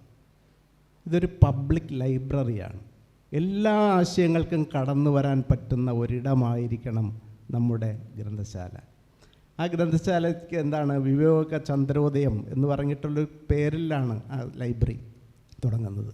പിന്നീട് അതിനെപ്പറ്റി ആ കഥ ഇങ്ങനെ, എന്തായാലും ഈ വായനശാല വാസുള്ള എന്ന് പറയുന്ന സാമാന്യ വിജ്ഞാനം നടക്കുന്ന മാത്രമുള്ളൊരു മനുഷ്യൻ അന്നുയർത്തിയ ആശയം തന്നെയാണ് പബ്ലിക് ലൈബ്രറിയെക്കുറിച്ചുള്ള എന്നത്തെയും ആശയം. എല്ലാ പുസ്തകങ്ങൾക്കും കടന്നു വരാൻ പറ്റുന്ന, എല്ലാത്തരം ആശയങ്ങൾക്കും കടന്നിരിക്കാൻ പറ്റുന്ന ഒരിടമാണ് നമ്മുടെ ലൈബ്രറികൾ എന്നുള്ളതാണ്.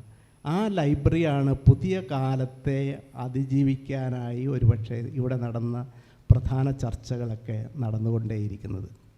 നമ്മുടെ ലൈബ്രറികൾ, എൻ്റെ നാട്ടിലെ ഒരു ലൈബ്രറി സ്വാതന്ത്ര്യ ദിനത്തിൻ്റെ അന്ന് തുടങ്ങിയ ഞങ്ങളുടെ നാട്ടിലൊരു ലൈബ്രറി ഉണ്ട്. സ്വാതന്ത്ര്യ ദിനത്തിൻ്റെ അതേ ദിവസം ഞങ്ങളുടെ നാട്ടിലൊരു ലൈബ്രറി തുറന്നിട്ട് അതേ പേരും കൊടുത്തു, സ്വാതന്ത്ര്യദിന ലൈബ്രറി എന്ന് പറഞ്ഞിട്ട്.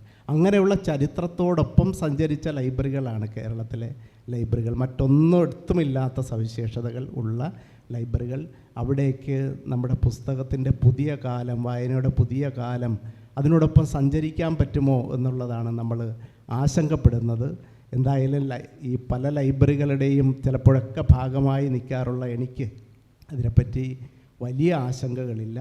പുതിയ കാലത്ത് നമ്മുടെ ഉംബർട്ടോ എക്കോ പറഞ്ഞിട്ടുണ്ട്, ഈ പുസ്തകമാണ് ലോകത്തെ ഏറ്റവും പെർഫെക്റ്റ് ആയിട്ടുള്ള ഒരു നിർമ്മിതികളിലൊന്ന് പുസ്തകമാണെന്നാണ്. നമ്മുടെ ചക്രം പോലെ ഏറ്റവും പെർഫെക്റ്റ് ആയിട്ടുള്ളൊരു കണ്ടുപിടുത്തമാണ്. അതിനെ അവഗണിച്ചുകൊണ്ട് നമ്മുടെ ഈ റീഡിങ് കാര്യങ്ങളൊക്കെ വരുന്നുണ്ട്. പക്ഷേ ഒക്കെ അതിനെയൊക്കെ അതിജീവിച്ചുകൊണ്ട് നമ്മുടെ ഗ്രന്ഥശാലകൾ മുന്നോട്ട് പോകും. ഇല്ലെങ്കിൽ അത്തരം പുതിയ കാര്യങ്ങളെ കൂടി ഉൾക്കൊണ്ടുകൊണ്ട് മുന്നോട്ട് പോകും. അതിനുള്ള കരുത്തൊക്കെ നമ്മുടെ ഗ്രന്ഥശാലകൾക്കുണ്ട് എന്നുള്ളതാണ് എൻ്റെ ഒരു വിശ്വാസം. നമുക്ക് ഒരു 20 മിനിറ്റ് ബാക്കിയുണ്ട്. 10 മിനിറ്റ് അത് പാനലിസ്റ്റുകളായിട്ട് ഞാൻ വിഭജിക്കുകയാണ്. ഒരു 3 മിനിറ്റ് കൂടാതെ സംസാരിക്കാം. ബാക്കി ഒരു 10 മിനിറ്റ് ആർക്കെങ്കിലും എന്തെങ്കിലുമൊക്കെ പ്രശ്നങ്ങൾ ഉന്നയിക്കാനോ ചോദ്യങ്ങളെങ്കിലും ആവാം. ആദ്യം ഞാൻ സംസാരിച്ചോട്ടെ. ഇപ്പോൾ ഇവിടെ ഞാൻ സംസാരിച്ചപ്പോൾ തുടർന്ന് കുഞ്ഞികൃഷ്ണൻ സാറ് വിയോജിപ്പ് എന്ന് പറഞ്ഞ് തുടങ്ങിയ കാരണം നിങ്ങൾ തെറ്റിദ്ധരിച്ചിരിക്കും, ചിലപ്പോൾ ജില്ലാ പ്രസിഡൻറ്റും സംസ്ഥാന പ്രസിഡൻറ്റും തമ്മിൽ എന്തോ കാര്യമായിട്ടുള്ള അഭിപ്രായ വ്യത്യാസം ഉണ്ടെന്ന്. അതല്ല, ഞാൻ എൻ്റെ ഭാഗം ഒന്നുകൂടി വ്യക്തമാക്കാം. ഞാൻ ഇത് ഉദ്ദേശിച്ചത് പുതുകാലം, ഞാൻ പറഞ്ഞല്ലോ 1980 ശേഷമുള്ള കാലത്തെ വായനയാണ് ഞാൻ പുതുവായന എന്ന് പറഞ്ഞതുകൊണ്ട് ഉദ്ദേശിച്ചത്. ആ കാലത്ത് വന്ന മാറ്റങ്ങൾ, അഭിരുചിയിൽ വന്ന മാറ്റങ്ങൾ, വായനയുടെ രീതിയിൽ വന്ന മാറ്റങ്ങൾ, അതിൻ്റെ സാങ്കേതികതയിൽ വന്ന മാറ്റങ്ങളെയൊക്കെ എങ്ങനെ നമുക്ക് അതിജീവിക്കാൻ കഴിയും എന്നുള്ളൊരു അന്വേഷണമാണ് ഞാൻ നടത്തിയത്.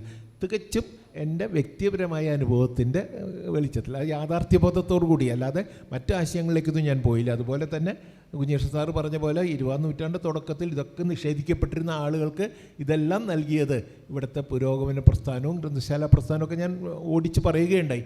പക്ഷേ ആ രീതിയിൽ സമൂഹത്തിൽ ഫലവത്തായിട്ട് പ്രവർത്തിക്കാൻ ഇപ്പോൾ കഴിയുന്നുണ്ടോ എന്ന് സംശയമാണ് ഞാൻ പറയുന്നു. ഒരു സാംസ്കാരിക കേന്ദ്രം എന്നുള്ള നിലയ്ക്ക് അന്നത്തെ അവസ്ഥ മാത്രമല്ല, അറിവ് നിർമ്മിക്കപ്പെടുന്നു എന്നൊക്കെ പറയുമ്പോൾ ഞാൻ ഇവിടെ പുതുവായന എന്നുള്ള രീതിയിൽ പൊതുവായനയാണ് ഉദ്ദേശിച്ചത്. ഗ്രന്ഥശാല പ്രസ്ഥാനം പൊതുവായനയ്ക്കാണ് ഊന്നൽ നൽകുന്നത്. അറിവുൽപാദനമൊക്കെ കൂടുതലും നടക്കുന്നത് CDS പോലെയോ അല്ലെങ്കിൽ സർവകലാശാലയിലെ ഗവേഷണ സ്ഥാപനങ്ങളിൽ ഒരുപാട് സർവകലാശാലകളുണ്ട്, അവിടെയൊക്കെ പഠന വകുപ്പുകളുണ്ട്. നല്ല രീതിയിൽ സാമാന്യ ജനങ്ങളുടെ വായനയിൽ അവിടെ ആശയങ്ങൾ സൃഷ്ടിക്കപ്പെടുന്നില്ല എന്നുള്ള രീതിയിലല്ല ഞാൻ പറയുന്നത്. ആ വായനയിൽ വന്ന മാറ്റം, ആ മാറ്റത്തിനനുസരിച്ച് അഭിരുചിയിലേക്ക്, താഴ്ന്ന അഭിരുചിയിലേക്ക് പോകണം എന്നൊന്നും ഞാൻ ഉദ്ദേശിച്ചില്ല. പക്ഷേ ആവശ്യം, ഞാൻ പറഞ്ഞു ആ വാക്ക് ആവശ്യാധിഷ്ഠിതം എന്ന് പറഞ്ഞല്ലോ, വായിക്കാൻ വരുന്ന ആളുടെ ആവശ്യങ്ങൾ ഫീഡ് ചെയ്യാനായിട്ട് ഗ്രന്ഥശാലകൾക്ക് കഴിയണം.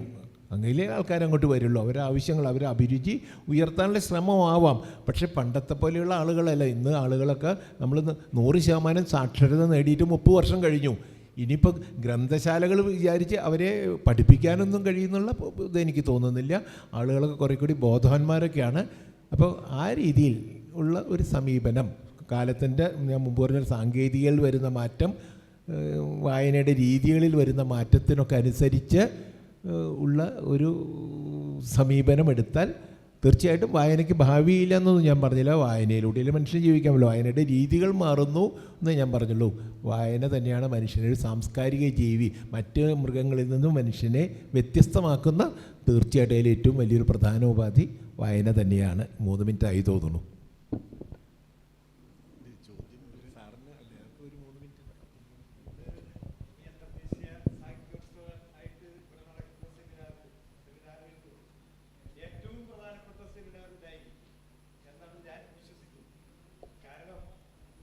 തൃശ്ശൂർ ജില്ലയിലെ വിവിധ ഗ്രാമങ്ങളിൽ നിന്നും വന്നിട്ടുള്ള ആളുകളായിരിക്കും ഇതിൽ കൂടുതലും. മറ്റ് സമ്മേളനങ്ങളിലൊക്കെ സ്ഥിരം തലകളായിരിക്കും. അപ്പോൾ ആ സ്ഥിരം തലകൾ വരുമ്പോൾ അവരൊരു വിനോദത്തിനായിട്ടായിരിക്കും. പക്ഷേ ഇത് ഞാൻ പല സമ്മേളനങ്ങളിലും ഇവിടെ പങ്കെടുക്കാറുണ്ട്. പങ്കെടുക്കുമ്പോഴൊക്കെ ഭൂരിഭാഗവും നരച്ച തലകളായിരിക്കും. കുട്ടികൾ വളരെ കുറവായിരിക്കും. വ്യത്യസ്ത തലകൾ ഉണ്ടാവാറില്ല. അങ്ങനെ ഒരു സ്ഥിതിയാണ് ഈ കേന്ദ്രങ്ങളിൽ നടക്കുന്ന ചർച്ചകളിൽ പലതും. ഞാൻ വിഷയത്തിലേക്ക് വരാം. അപ്പോൾ ഒരു പ്രധാനപ്പെട്ട ചർച്ചയാണ് ഇന്നിവിടെ നടന്നിട്ടുള്ളത്.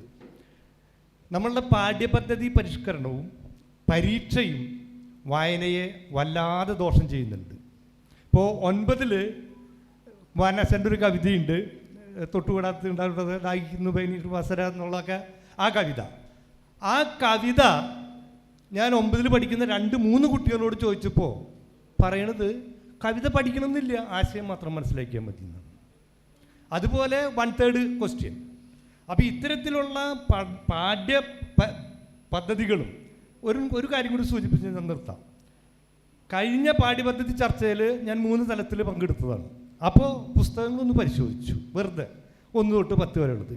3-ാം ക്ലാസ്സിലത്തെ പുസ്തകത്തിൽ 36 പുസ്തകങ്ങൾ അധിക വായനയ്ക്ക് വേണ്ടിയിട്ട് ശുപാർശ ചെയ്തിരിക്കുകയാണ്. 3-ാം ക്ലാസ്സിലത്തെ കൂടുതൽ. അപ്പോൾ അപ്പുറത്തെ പാഠപുസ്തകം അത് പരിഷ്കരിച്ചപ്പോൾ ഒറ്റ പുസ്തകമില്ല. പാഠ്യപദ്ധതി ഇപ്പോൾ പരിഷ്കരിച്ചപ്പോൾ 3-ലും ഇല്ല. ഞാൻ കുറച്ച് പുസ്തകങ്ങൾ പരിശോധിച്ചപ്പോൾ 1-ലും ഇല്ല. അപ്പോൾ അങ്ങനെ പാഠ്യപദ്ധതി പരിഷ്കരണത്തിലും വായനയെ വളരെ നിഷ്പ്രഭമാക്കാനുള്ള ശ്രമം ബോധപൂർവമോ അബോധപൂർവമോ നടക്കുന്നുണ്ട്. പിന്നെ നിങ്ങൾ സംസാരിച്ചതിൽ പലരും സൂചിപ്പിച്ചതുപോലെ ബഹിരാഷ്ട്ര കുത്തകകളായാലും ഇന്ത്യൻ കുത്തകകളായാലും എന്നും അവസ്ഥകൾ സൃഷ്ടിക്കുകയാണ്. ഈ മനുഷ്യ മനസ്സിൻ്റെ ഒരു പ്രത്യേകത അവസ്ഥയോട് യോജിക്കുക എന്നുള്ളതാണ്.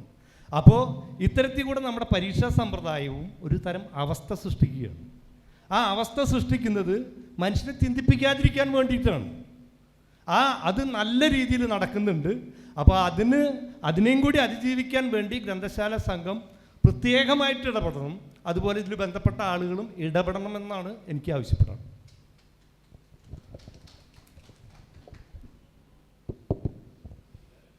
ഈ അവസ്ഥ എന്നുള്ള പോയിൻ്റ് മാത്രം ഞാൻ പറയാം. അത് വളരെ പ്രസക്തമായിട്ടുള്ള ഒരു സംഗതിയാണ്. വാസ്തവത്തിൽ വിമർശനാത്മക വായന എന്ന് ഞാൻ പറയാൻ ശ്രമിച്ചത് അതുമായിട്ട് ബന്ധപ്പെട്ടൊരു കാര്യമാണ്. കാരണം ഇമാതിരി കാര്യങ്ങൾ അതേ പോയിൻ്റ് തന്നെ ധാരാളമായി വിശദീകരിക്കാനുണ്ട്. അതിനുള്ള സമയമൊന്നും ഇവിടെ ഇല്ലല്ലോ. അതുകൊണ്ടാണ് അങ്ങനെ ചുരുങ്ങിപ്പോയത്. ഇത് നമ്മൾ നേരത്തെ ഇവിടെ ലാൽ സൂചിപ്പിച്ചതുപോലെ നമ്മുടെ പബ്ലിക് ലൈബ്രറിയിൽ ഒരുതരം റെസ്ട്രിക്ഷനും ലൈബ്രറി കൗൺസിൽ എന്തായാലും ഏർപ്പെടുത്തുന്നില്ല. ലൈബ്രറികൾക്ക് ഗ്രാൻഡ് കൊടുക്കുക എന്നല്ലാതെ നിങ്ങൾ ഇന്ന പുസ്തകം വാങ്ങണമെന്ന് ആരും പറയില്ല. സർക്കാർ പറയാറില്ല, അതിൻ്റെ ഈ ഏജൻസി ആയ കൗൺസിൽ പറയാറില്ല, ഒരു കാലത്തും പറഞ്ഞിട്ടില്ല. മറ്റു പല സംസ്ഥാനങ്ങളിലും അങ്ങനെയല്ല. സർക്കാർ നിർദ്ദേശിക്കുന്ന ഉദ്യോഗസ്ഥന്മാർ പുസ്തകം വാങ്ങിച്ച് കൊടുക്കലാണ്. ഓരോ കിഴി, ഓണക്കിഴി പോലെ അങ്ങ് കൊടുക്കും. അതല്ലല്ലോ നമ്മൾ ചെയ്യുന്നത്. അവർക്ക് സ്വതന്ത്രമായിട്ട് ചെയ്യാം. മാത്രമല്ല, ഞങ്ങൾ പ്രത്യേകിച്ച് പറയാറുണ്ട്, ഓരോ ലൈബ്രറിയും ഈ പുസ്തകോത്സവത്തിൽ പോയി പുസ്തകങ്ങൾ വാങ്ങുന്നതിന് മുമ്പേ വിശദമായി അവരുടെ പ്രവർത്തകരൊക്കെ ചേർന്ന് ഒരു ഹോംവർക്ക് നടത്തണം. ഏതെല്ലാം പുസ്തകങ്ങളാണ് ഇല്ലാത്തത്. നേരത്തെ പറഞ്ഞ പോലെ അഭിരുചിയുടെ കാര്യം പരിഗണിക്കണം എന്നുള്ളതുകൊണ്ട് അവിടെ ഏതെല്ലാം തരം പുസ്തകങ്ങളാണ് ആ പ്രദേശത്ത് അത്തരം പുസ്തകങ്ങൾ, പിന്നെ അതുപോലെ ലൈബ്രറി ഇല്ലാത്ത പുസ്തകങ്ങൾ, അതുപോലെ പുതുതായിട്ട് ഇറങ്ങിയ ശ്രദ്ധേയമായ പുസ്തകങ്ങൾ, ഇങ്ങനെയൊക്കെയുള്ള പൊതു മാനദണ്ഡങ്ങളൊക്കെ പരിഗണിച്ച് ഹോംവർക്ക് നടത്തി ഒരു ലിസ്റ്റ് തയ്യാറാക്കി വേണം ഉത്സവങ്ങളിലേക്ക് പോകാമെന്ന് ഞങ്ങൾ പറയാറുണ്ട്. അതൊരു നിർദ്ദേശമായി പറയാനേ പറ്റുള്ളൂ, അതൊരു ഉത്തരവായിട്ടല്ല പറയൂ. ചിലരൊക്കെ അത് ചെയ്യുന്നുണ്ട്. അപൂർവം ചില ലൈബ്രറികൾ അങ്ങനെ ചെയ്യാൻ സാധ്യതയുണ്ട്. അവരുടെ വരുന്ന സബ്സ്ക്രൈബേഴ്സിൻ്റെ രീതിയൊക്കെ അനുസരിച്ച് കുറേ പുസ്തകം വാങ്ങിക്കും. നല്ലത് ഏതൊക്കെയാണ്, പുതുതായിട്ട് ഇറങ്ങിയ ഏറ്റവും പ്രമുഖമായ, അങ്ങനെയുള്ളതൊക്കെ. ഇതെല്ലാം ഈ വായിക്കുന്ന സമയത്ത് എല്ലാതരം ആശയങ്ങളും അവിടെ വരണം. നേരത്തെ ഈ പറഞ്ഞ പോലെ ഇന്നതേ അവിടെ വെക്കാമെന്ന് പറയുന്നില്ല, വരണം. പക്ഷേ നമ്മെ മുന്നോട്ട് നയിക്കുന്ന, നമുക്ക് മുന്നോട്ട് പോകാൻ പറ്റുന്ന, രാജ്യത്തിന് മുന്നോട്ട് പോകാൻ പറ്റുന്ന, ഒന്നിച്ച് ജീവിക്കാൻ പറ്റുന്ന ആശയങ്ങൾ എന്ത് എന്ന് തിരിച്ചറിയാനുള്ള കഴിവ് ഇയാൾക്ക് ഉണ്ടാവലാണല്ലോ വായനയുടെ പ്രധാനപ്പെട്ട ലക്ഷ്യം. കാരണം നമുക്ക് ഓരോന്നും ഇത് ശരി മറ്റേ തെറ്റ് എന്ന് ടിക്കിട്ടുകൊണ്ട് പോകാൻ പറ്റില്ല. ഒരാൾക്ക് തിരിച്ചറിയാൻ പറ്റണം. സമൂഹത്തെ, മനുഷ്യരെ തമ്മിലെടുപ്പിക്കുന്ന സാധനം എന്ത്, ജീവിക്കാൻ കൊള്ളാതെ ഈ നാടിനെ ആക്കി തീർക്കുന്ന ആശയം എവിടെയുണ്ടോ അത് തിരിച്ചറിയണ്ടേ. നമ്മെ മുന്നോട്ട് നയിക്കുന്ന ആശയങ്ങൾ എന്ത് എന്ന് തിരിച്ചറിയാനുള്ള ഈ ശേഷി, ചിന്താശേഷിക്കെതിരെ ഇപ്പോൾ ഇവിടെ സൂചിപ്പിച്ചതുപോലെ അതിശക്തമായ കടന്നാക്രമണം വളരെ കരുതിക്കൂട്ടി നടക്കുന്നുണ്ട്. അതുകൊണ്ട് ചിന്താശക്തി വർദ്ധിപ്പിക്കാനുള്ള ഒരു പ്രധാനപ്പെട്ട മാർഗം ഒരു സാധാരണഗതിയിലുള്ള ശാസ്ത്രബോധം മനുഷ്യരിൽ ഉണ്ടാക്കല. ശാസ്ത്രബോധം പക്ഷേ ശാസ്ത്ര തത്വങ്ങളും അതിൻ്റെ പ്രതിഭാസങ്ങളുടെ പ്രവർത്തനവും പഠിപ്പിച്ചാൽ ഉണ്ടാവില്ല. ശാസ്ത്രബോധം സാമൂഹ്യബോധത്തിൻ്റെ ഉൽപ്പന്നമാണ്. ശരിയായ സാമൂഹ്യബോധം ശരിയായ ചരിത്രബോധത്തിൻ്റെ ഉൽപ്പന്നമാണ്. ശരിയായ ചരിത്രബോധവും ശരിയായ സാമൂഹ്യബോധവും ഉണ്ടെങ്കിൽ ശരിയായ ശാസ്ത്രബോധം ഉണ്ടാവുള്ളൂ. കാരണം നമ്മൾ ഈ അടുത്ത കാലം വരെ എപ്പോഴും കണ്ടുകൊണ്ടിരിക്കുന്നുണ്ട്, ശാസ്ത്രത്തിൽ വലിയ ഉന്നത പദവിയും ഡിഗ്രിയും ഒക്കെ എടുത്ത ആൾക്കാർ തീർത്തും അശാസ്ത്രീയമായ നിലപാടുകൾ എടുക്കുകയും പ്രവർത്തനങ്ങളിൽ ഏർപ്പെടുകയും ചെയ്യുന്നില്ലേ. അപ്പോൾ അവർക്ക് എന്തുകൊണ്ട് ശാസ്ത്രീയമാകാൻ പറ്റുന്നില്ല?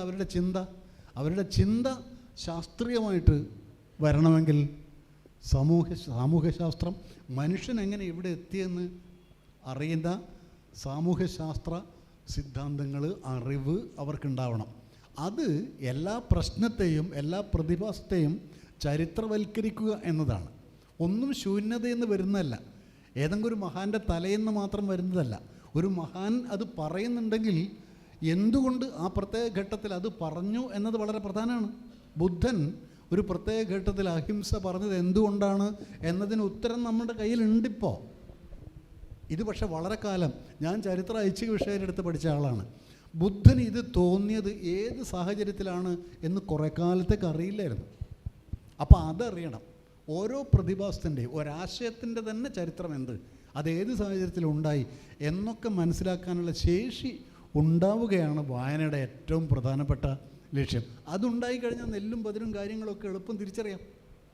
അതുണ്ടാക്കാനുള്ള പരിശ്രമങ്ങളാണ് ഇനി അങ്ങോട്ട് വായന എന്ന പ്രതിഭാസം, വായന എന്ന പരിപാടി, സാംസ്കാരിക പ്രക്രിയ നേരിടുന്ന ഏറ്റവും വലിയ വെല്ലുവിളി. അതിനെ വിജയകരമായി അഭിസംബോധന ചെയ്യുകയാണ് ഇനി അങ്ങോട്ടുള്ള നമ്മുടെ കടമ. നമസ്കാരം, ഞാൻ ദക്ഷിണ. ഞാൻ 8ാം ക്ലാസ്സിലാണ് പഠിക്കുന്നത്. എനിക്കൊരു ക്വസ്റ്റ്യൻ ഉണ്ട്. അതെന്താ വെച്ചിട്ടുണ്ടെങ്കിൽ, ഇപ്പോൾ ലൈബ്രറീൻ്റെ കാര്യങ്ങളൊക്കെ പറഞ്ഞല്ലോ, അപ്പോൾ പുതുതലമുറയുടെ വായനയെക്കുറിച്ച് നിങ്ങൾ എങ്ങനെയാണ് കാണുന്നത്? ക്വസ്റ്റ്യൻ ലാൽ സാറിൻ്റെ അടുത്താണ്. ദക്ഷിണ എനിക്ക് പരിചയമുള്ള ആളാണ്, നല്ല വായനക്കാരിയാണ്. എനിക്ക് തോന്നുന്നു ഇവിടുത്തെ ഒരു സെഷനിലും പങ്കെടുത്തു എന്നാണ് ഞാൻ വിചാരിക്കുന്നത്. ഞാനൊരിടത്ത് പറഞ്ഞ കാര്യമാണ്, ഞാൻ തിരുവനന്തപുരത്ത് പബ്ലിക് ലൈബ്രറിക്ക് തൊട്ടടുത്താണ് ജോലി ചെയ്യുന്നത്. ഞാനപ്പോൾ ഈ പബ്ലിക് ലൈബ്രറിയിൽ പോയിട്ട് കുട്ടികളുടെ തന്നെ വലിയൊരു വിഭാഗം തിരുവനന്തപുരം പബ്ലിക് ലൈബ്രറിയോട് ചേർന്നുണ്ട്. വലിയൊരു കെട്ടിടമാണ്. അപ്പോൾ കുട്ടികൾ എന്താണ് വായിക്കുന്നത്, എന്താണ് വായിക്കാൻ താല്പര്യപ്പെടുന്നത് എന്നുള്ളതിനെപ്പറ്റി ചെറിയൊരു അന്വേഷണം ഞാൻ നടത്തിയിരുന്നു. അപ്പോഴവർ ഏറ്റവും ഇഷ്ടപ്പെടുന്ന പുസ്തകങ്ങളുടെ ഒരു വിഭാഗം മാങ്ക എന്ന് പറയുന്ന പുസ്തക വിഭാഗമാണ്. Manga stories. മാങ്ക സ്റ്റോറീസ് എന്ന് പറയുന്നത് ജപ്പാനിൽ നിന്നുള്ള പുസ്തകങ്ങളാണ്. മാങ്ക സീരീസ്, അത് വെബ് സീരീസായി വരുന്നുണ്ട്. മാങ്ക സീരീസ് നമ്മൾ റൈറ്റിൽ നിന്ന് പുസ്തകം വായിച്ചു പോകുമ്പോഴത്തേക്ക് ഇത് നമ്മുടെ ഏറ്റവും പുറകിലത്തെ പേജിൽ നിന്ന് പേജ് മറിച്ചാണ് വായിക്കുന്നത്. പക്ഷേ കുട്ടികൾക്കൊന്നും ഒരു ബുദ്ധിമുട്ടുമില്ല അങ്ങനെ വായിച്ചു പോകാൻ. വളരെ സന്തോഷത്തോടെ, വളരെ താല്പര്യത്തോടെ അവർ ഈ മാങ്ക സ്റ്റോറീസ് വായിച്ചു പോകുന്നുണ്ട്. പക്ഷേ ഈ മാങ്ക സ്റ്റോറീസിലെ പല പുസ്തകങ്ങളിലെയും കണ്ടിട്ടുള്ള ഒരു അപകടം എന്ന് പറയുന്നത് അത് അക്രമത്തെ പ്രോത്സാഹിപ്പിക്കുന്ന ഒരു പുസ്തകമായിട്ടാണ് എനിക്ക് തോന്നിയിട്ടുള്ളത്.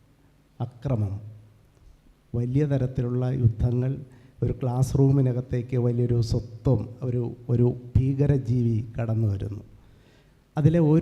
ആ സ്കൂളിലെ ഒരു ക്ലാസ് മുറിയിലേക്കാണ് വരുന്നത്. ആ സ്കൂളിലെ ഒരു ക്ലാസ് റൂമിലെ കുട്ടികൾക്ക് ഈ ഭീകരജീവിയെ വധിക്കാൻ പറ്റും. അവർ തമ്മിലുള്ളൊരു ക്ലാഷാണ് ഒരു പുസ്തകത്തിൻ്റെ ഉള്ളടക്കം. ഇങ്ങനെയുള്ള അക്രമത്തെ പ്രോത്സാഹിപ്പിക്കുന്ന പുസ്തകങ്ങൾ നമ്മുടെ കുട്ടികൾക്കിടയിലേക്ക് ഇങ്ങനെ പതിയെ പതിയെ കടന്നു വരികയാണ്. നമ്മുടെ പണ്ടത്തെ കബീഷും പൂപ്പാറ്റയിലെ കഥകളുമൊന്നുമല്ല.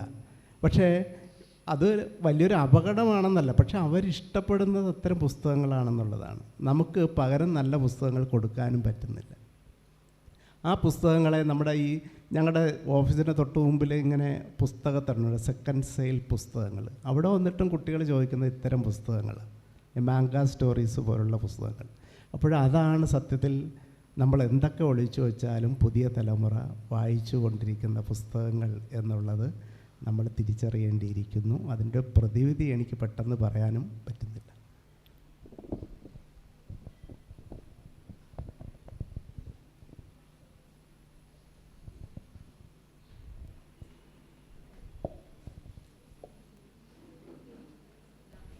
എനിക്ക് തോന്നുന്നു ഈ പുതിയ തലമുറയുടെ വായനാശീലത്തെ ശരിയായി അഡ്രസ്സ് ചെയ്യാൻ പറ്റിയിട്ടില്ല എന്ന് തോന്നുന്നു.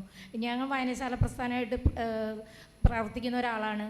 കാഫ്കയും ദസ്തേവ്സ്കിയും ഒക്കെ വായിക്കുന്ന കുട്ടികളുണ്ട്. ഒരുപാട് ഇംഗ്ലീഷ് പുസ്തകങ്ങൾ അവർ വായിക്കുന്നുണ്ട്. അതുപോലെ തന്നെ വെർച്വൽ ആയിട്ടുള്ള റീഡിങ് ആപ്പുകളിലൊക്കെ റീഡിങ് ഒക്കെ നല്ല രീതിയിൽ വായിക്കുന്ന ഒരുപാട് കുട്ടികളുണ്ട്. എനിക്ക് തോന്നിയിട്ടുള്ളത് അവരുടെ അഭിരുചിക്ക് ഇണങ്ങുന്ന രീതിയിൽ നമുക്ക് പ്രവർത്തിക്കാൻ കാണുന്നുണ്ടെന്ന്. എനിക്ക് അവരുടെ വായനയെ വളരെയധികം പോസിറ്റീവായിട്ട് കാണാൻ സാധിക്കുന്നുണ്ട്. പല ഗ്രന്ഥശാല പ്രവർത്തക എന്ന രീതിയിൽ തന്നെ അവർ അന്വേഷിച്ച് വരുന്ന പുസ്തകങ്ങൾ ഇതൊക്കെ ഒരു നെഗറ്റിവിറ്റി ഇവിടെ ഉണ്ടെന്ന്. പുതിയ തലമുറ വായിക്കുന്നില്ല, അവരെ വായന വളരെ ലിമിറ്റഡാണ്, നെഗറ്റീവ് ആ രീതിയിലുള്ള ഒരു രീതിയിലേക്ക് പോകാതെ എനിക്ക് തോന്നുന്നുണ്ട്. അവർ നല്ല രീതിയിൽ വായിക്കുന്നവർ തന്നെയാണ്. അവരെ അഡ്രസ്സ് ചെയ്യാൻ നമുക്കാണ് കഴിയാത്ത പോകുന്നത്. സന്തോഷം. പുതിയ തലമുറ വായിക്കുന്നില്ല എന്നിവിടെ ആരും പറഞ്ഞില്ല. ഞാനും പറഞ്ഞത് ഇംഗ്ലീഷ് പുസ്തകങ്ങൾ വായിക്കുന്നു, അവർ പുതിയ സാങ്കേതിക വിദ്യകളിലൂടെ വായിക്കുന്നു, വായന അഭംഗുരം തുടരുന്നു എന്ന് തന്നെയാണ് പറഞ്ഞത്. നെഗറ്റീവ് നിങ്ങൾക്ക് തോന്നിയോ, ഷെയ്ഡ് തോന്നിയാൽ ലാലു ആ കഥയുടെ കാര്യം പറഞ്ഞതല്ലേ. ഇവിടെ ആരോ ചോദിച്ചോളൂ.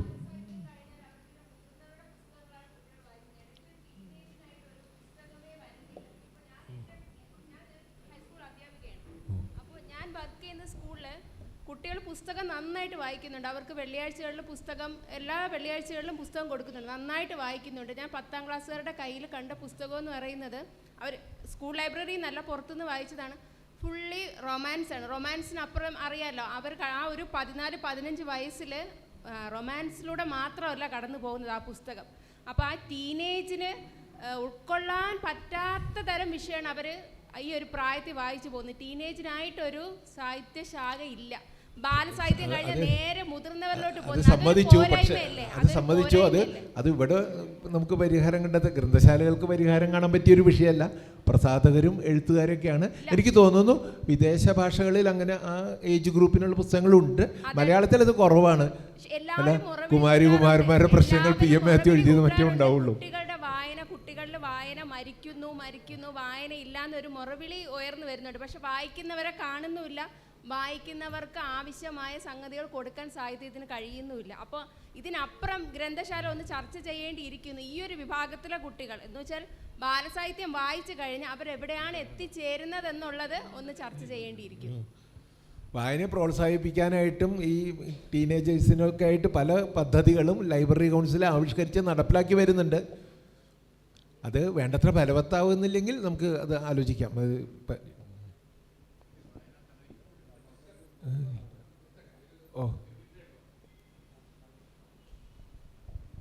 ടീച്ചർ പറഞ്ഞ പോലെ ഈ ചർച്ചയിൽ തുടങ്ങി വെച്ച ആൾ പറഞ്ഞ പോലെ വിദ്യാഭ്യാസവുമായി ബന്ധപ്പെട്ടുള്ള ഒരു കാര്യമാണ് പറയുന്നത്.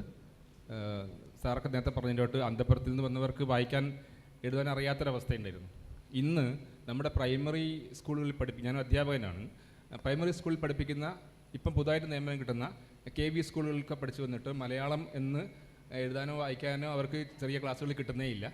അത്തരം ആളുകൾ നമ്മളെ നാട്ടിലെ സാധാരണക്കാരുടെ മക്കളെ പഠിപ്പിക്കാൻ വേണ്ടി പോസ്റ്റ് ചെയ്യപ്പെടുമ്പോൾ നമ്മുടെ ബാലസാഹിത്യവും നമ്മുടെ ഗ്രന്ഥശാലയും ഇനി ഭാവിയിൽ എങ്ങനെ ഉണ്ടാവുമെന്നും നമ്മുടെ മാതൃഭാഷയ്ക്ക് അല്ലെങ്കിൽ ഒരു സൗന്ദര്യാത്മക വിദ്യാഭ്യാസം നല്ല മനുഷ്യരുണ്ടാക്കുക എന്നതാണ് വിദ്യാഭ്യാസത്തിൻ്റെത്. പക്ഷേ ഇപ്പോൾ എല്ലാം എൻട്രൻസ് ഓറിയൻറ്റഡ് ആണ്, ആ രീതിയിലേക്ക് മാറുന്നുണ്ട്. അതിലൊക്കെ തന്നെ ഒരു കണ്ണ് ഗ്രന്ഥശാല പ്രവർത്തകർക്ക് ഉണ്ടാവണം, അതിൽ ഇടപെടണം എന്ന് മാത്രം സൂചിപ്പിക്കുകയാണ്. സമയം കറക്റ്റായി നമ്മൾ ചീത്തപ്പേര് കൽപ്പിക്കുന്നില്ല. പ്രൈമറി അധ്യാപകർക്ക് മലയാളം അറിഞ്ഞിരിക്കണം എന്നുള്ളത് വളരെ ആവശ്യമായിട്ടുള്ള കാര്യമാണ്. നമ്മളിത് പറയാറുണ്ട്, പൊതുജനത്തിന് മുറവിളി കൂട്ടുന്നുണ്ട്. സർക്കാർ അതിനനുസരിച്ച് നടപടികൾ സ്വീകരിക്കും, നമുക്ക് പ്രതീക്ഷിക്കാം.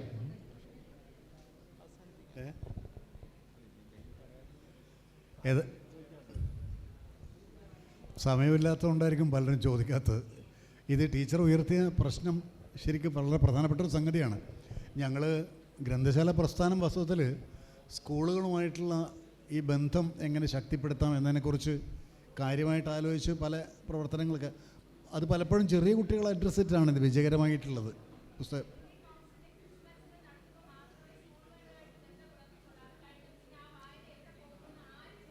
ഇല്ല അത് ശരിയാണ്. അതൊരിക്കലും വാസ്തവത്തിൽ അത് വിദ്യാഭ്യാസത്തിൻ്റെ മൊത്തം കറിക്കുലമായിട്ട് ബന്ധപ്പെട്ട ഒരു ഇഷ്യൂ തന്നെയാണ് ഇത്. കാരണം ഇത് ഒരു എക്സ്ട്രാ കരിക്കുലർ സംഗതിയല്ല വായന. അത് വളരെ പ്രധാനപ്പെട്ട അതിൻ്റെ അകത്തുള്ളൊരു സംഗതിയാണ്. അത് വിദ്യാഭ്യാസ ചിന്തയിൽ വരേണ്ട സുപ്രധാനമായൊരു കാര്യമാണ്. അതിന് വേണ്ടത്ര പ്രാധാന്യം നമ്മുടെ വിദ്യാഭ്യാസ ചിന്തകളിൽ പല സ്ഥലത്തും കിട്ടിയിട്ടില്ല എന്നുള്ള ഒരു യാഥാർത്ഥ്യമുണ്ട്. അത് പലപ്പോഴും നമ്മൾ ചില ശ്രദ്ധയിലൊക്കെ പെടുത്തി വരുന്നുണ്ട്. ലൈബ്രറി പ്രസ്ഥാനം അല്ല അതിൽ വസ്തുതയിൽ ചെയ്യേണ്ടത്. ഇതിൽ നിങ്ങൾ അധ്യാപകർക്കാണ് കൂടുതൽ ചെയ്യാൻ പറ്റുക. 8000-ലേറെ ഗ്രാമീണ ഗ്രന്ഥശാലകൾ ഈ സംസ്ഥാനത്തുണ്ട്. ഈ ഗ്രന്ഥശാലകളിലേക്ക് വിദ്യാർത്ഥികളെ പറഞ്ഞയക്കേണ്ടതും ഗ്രന്ഥശാലകളുമായിട്ട് വിദ്യാർത്ഥികൾക്ക് ഒരു ബന്ധം സ്ഥാപിക്കാനും നിങ്ങൾ വിചാരിച്ച കൂടുതൽ നിങ്ങൾ മുൻകൈ എടുത്താൽ, ടീച്ചർ ചെയ്യുന്നില്ല എന്നല്ല ഞാൻ പറയുന്നത്, പൊതുവിൽ അധ്യാപക സമൂഹത്തിന് ഇക്കാര്യത്തിൽ ഗ്രന്ഥശാല പ്രവർത്തകരെക്കാൾ കൂടുതൽ ഫലവത്തായിട്ട് ചെയ്യാൻ പറ്റും. ഈ വെള്ളത്തിൻ്റെ അടുത്തേക്ക് എത്തണ്ടേ, നല്ല വെള്ളം കുടിക്കുള്ളൂ. ഞങ്ങൾക്ക് വെള്ളം വെച്ച് കാത്തിരിക്കാനല്ലേ പറ്റുള്ളൂ. അപ്പോൾ അവിടേക്ക് എത്തിക്കാൻ അധ്യാപകരും രക്ഷിതാക്കളുമാണ് ശ്രമിക്കേണ്ടത്. നമുക്ക് സമയം ഇനി 57 സെക്കൻഡ്. നമുക്ക് ഈ ഫെസ്റ്റിവലിൻ്റെ ഒരു ആവശ്യമായിട്ട് അത് ഉന്നയിക്കാം. കൗമാരക്കാർക്ക് പറ്റിയ ധാരാളം പുസ്തകങ്ങൾ മലയാളത്തിൽ സമീപഭാവിയിൽ ഉണ്ടാകട്ടെ എന്ന് നമുക്ക് പ്രത്യാശിക്കാം. അങ്ങനെ എല്ലാവർക്കും നന്ദി.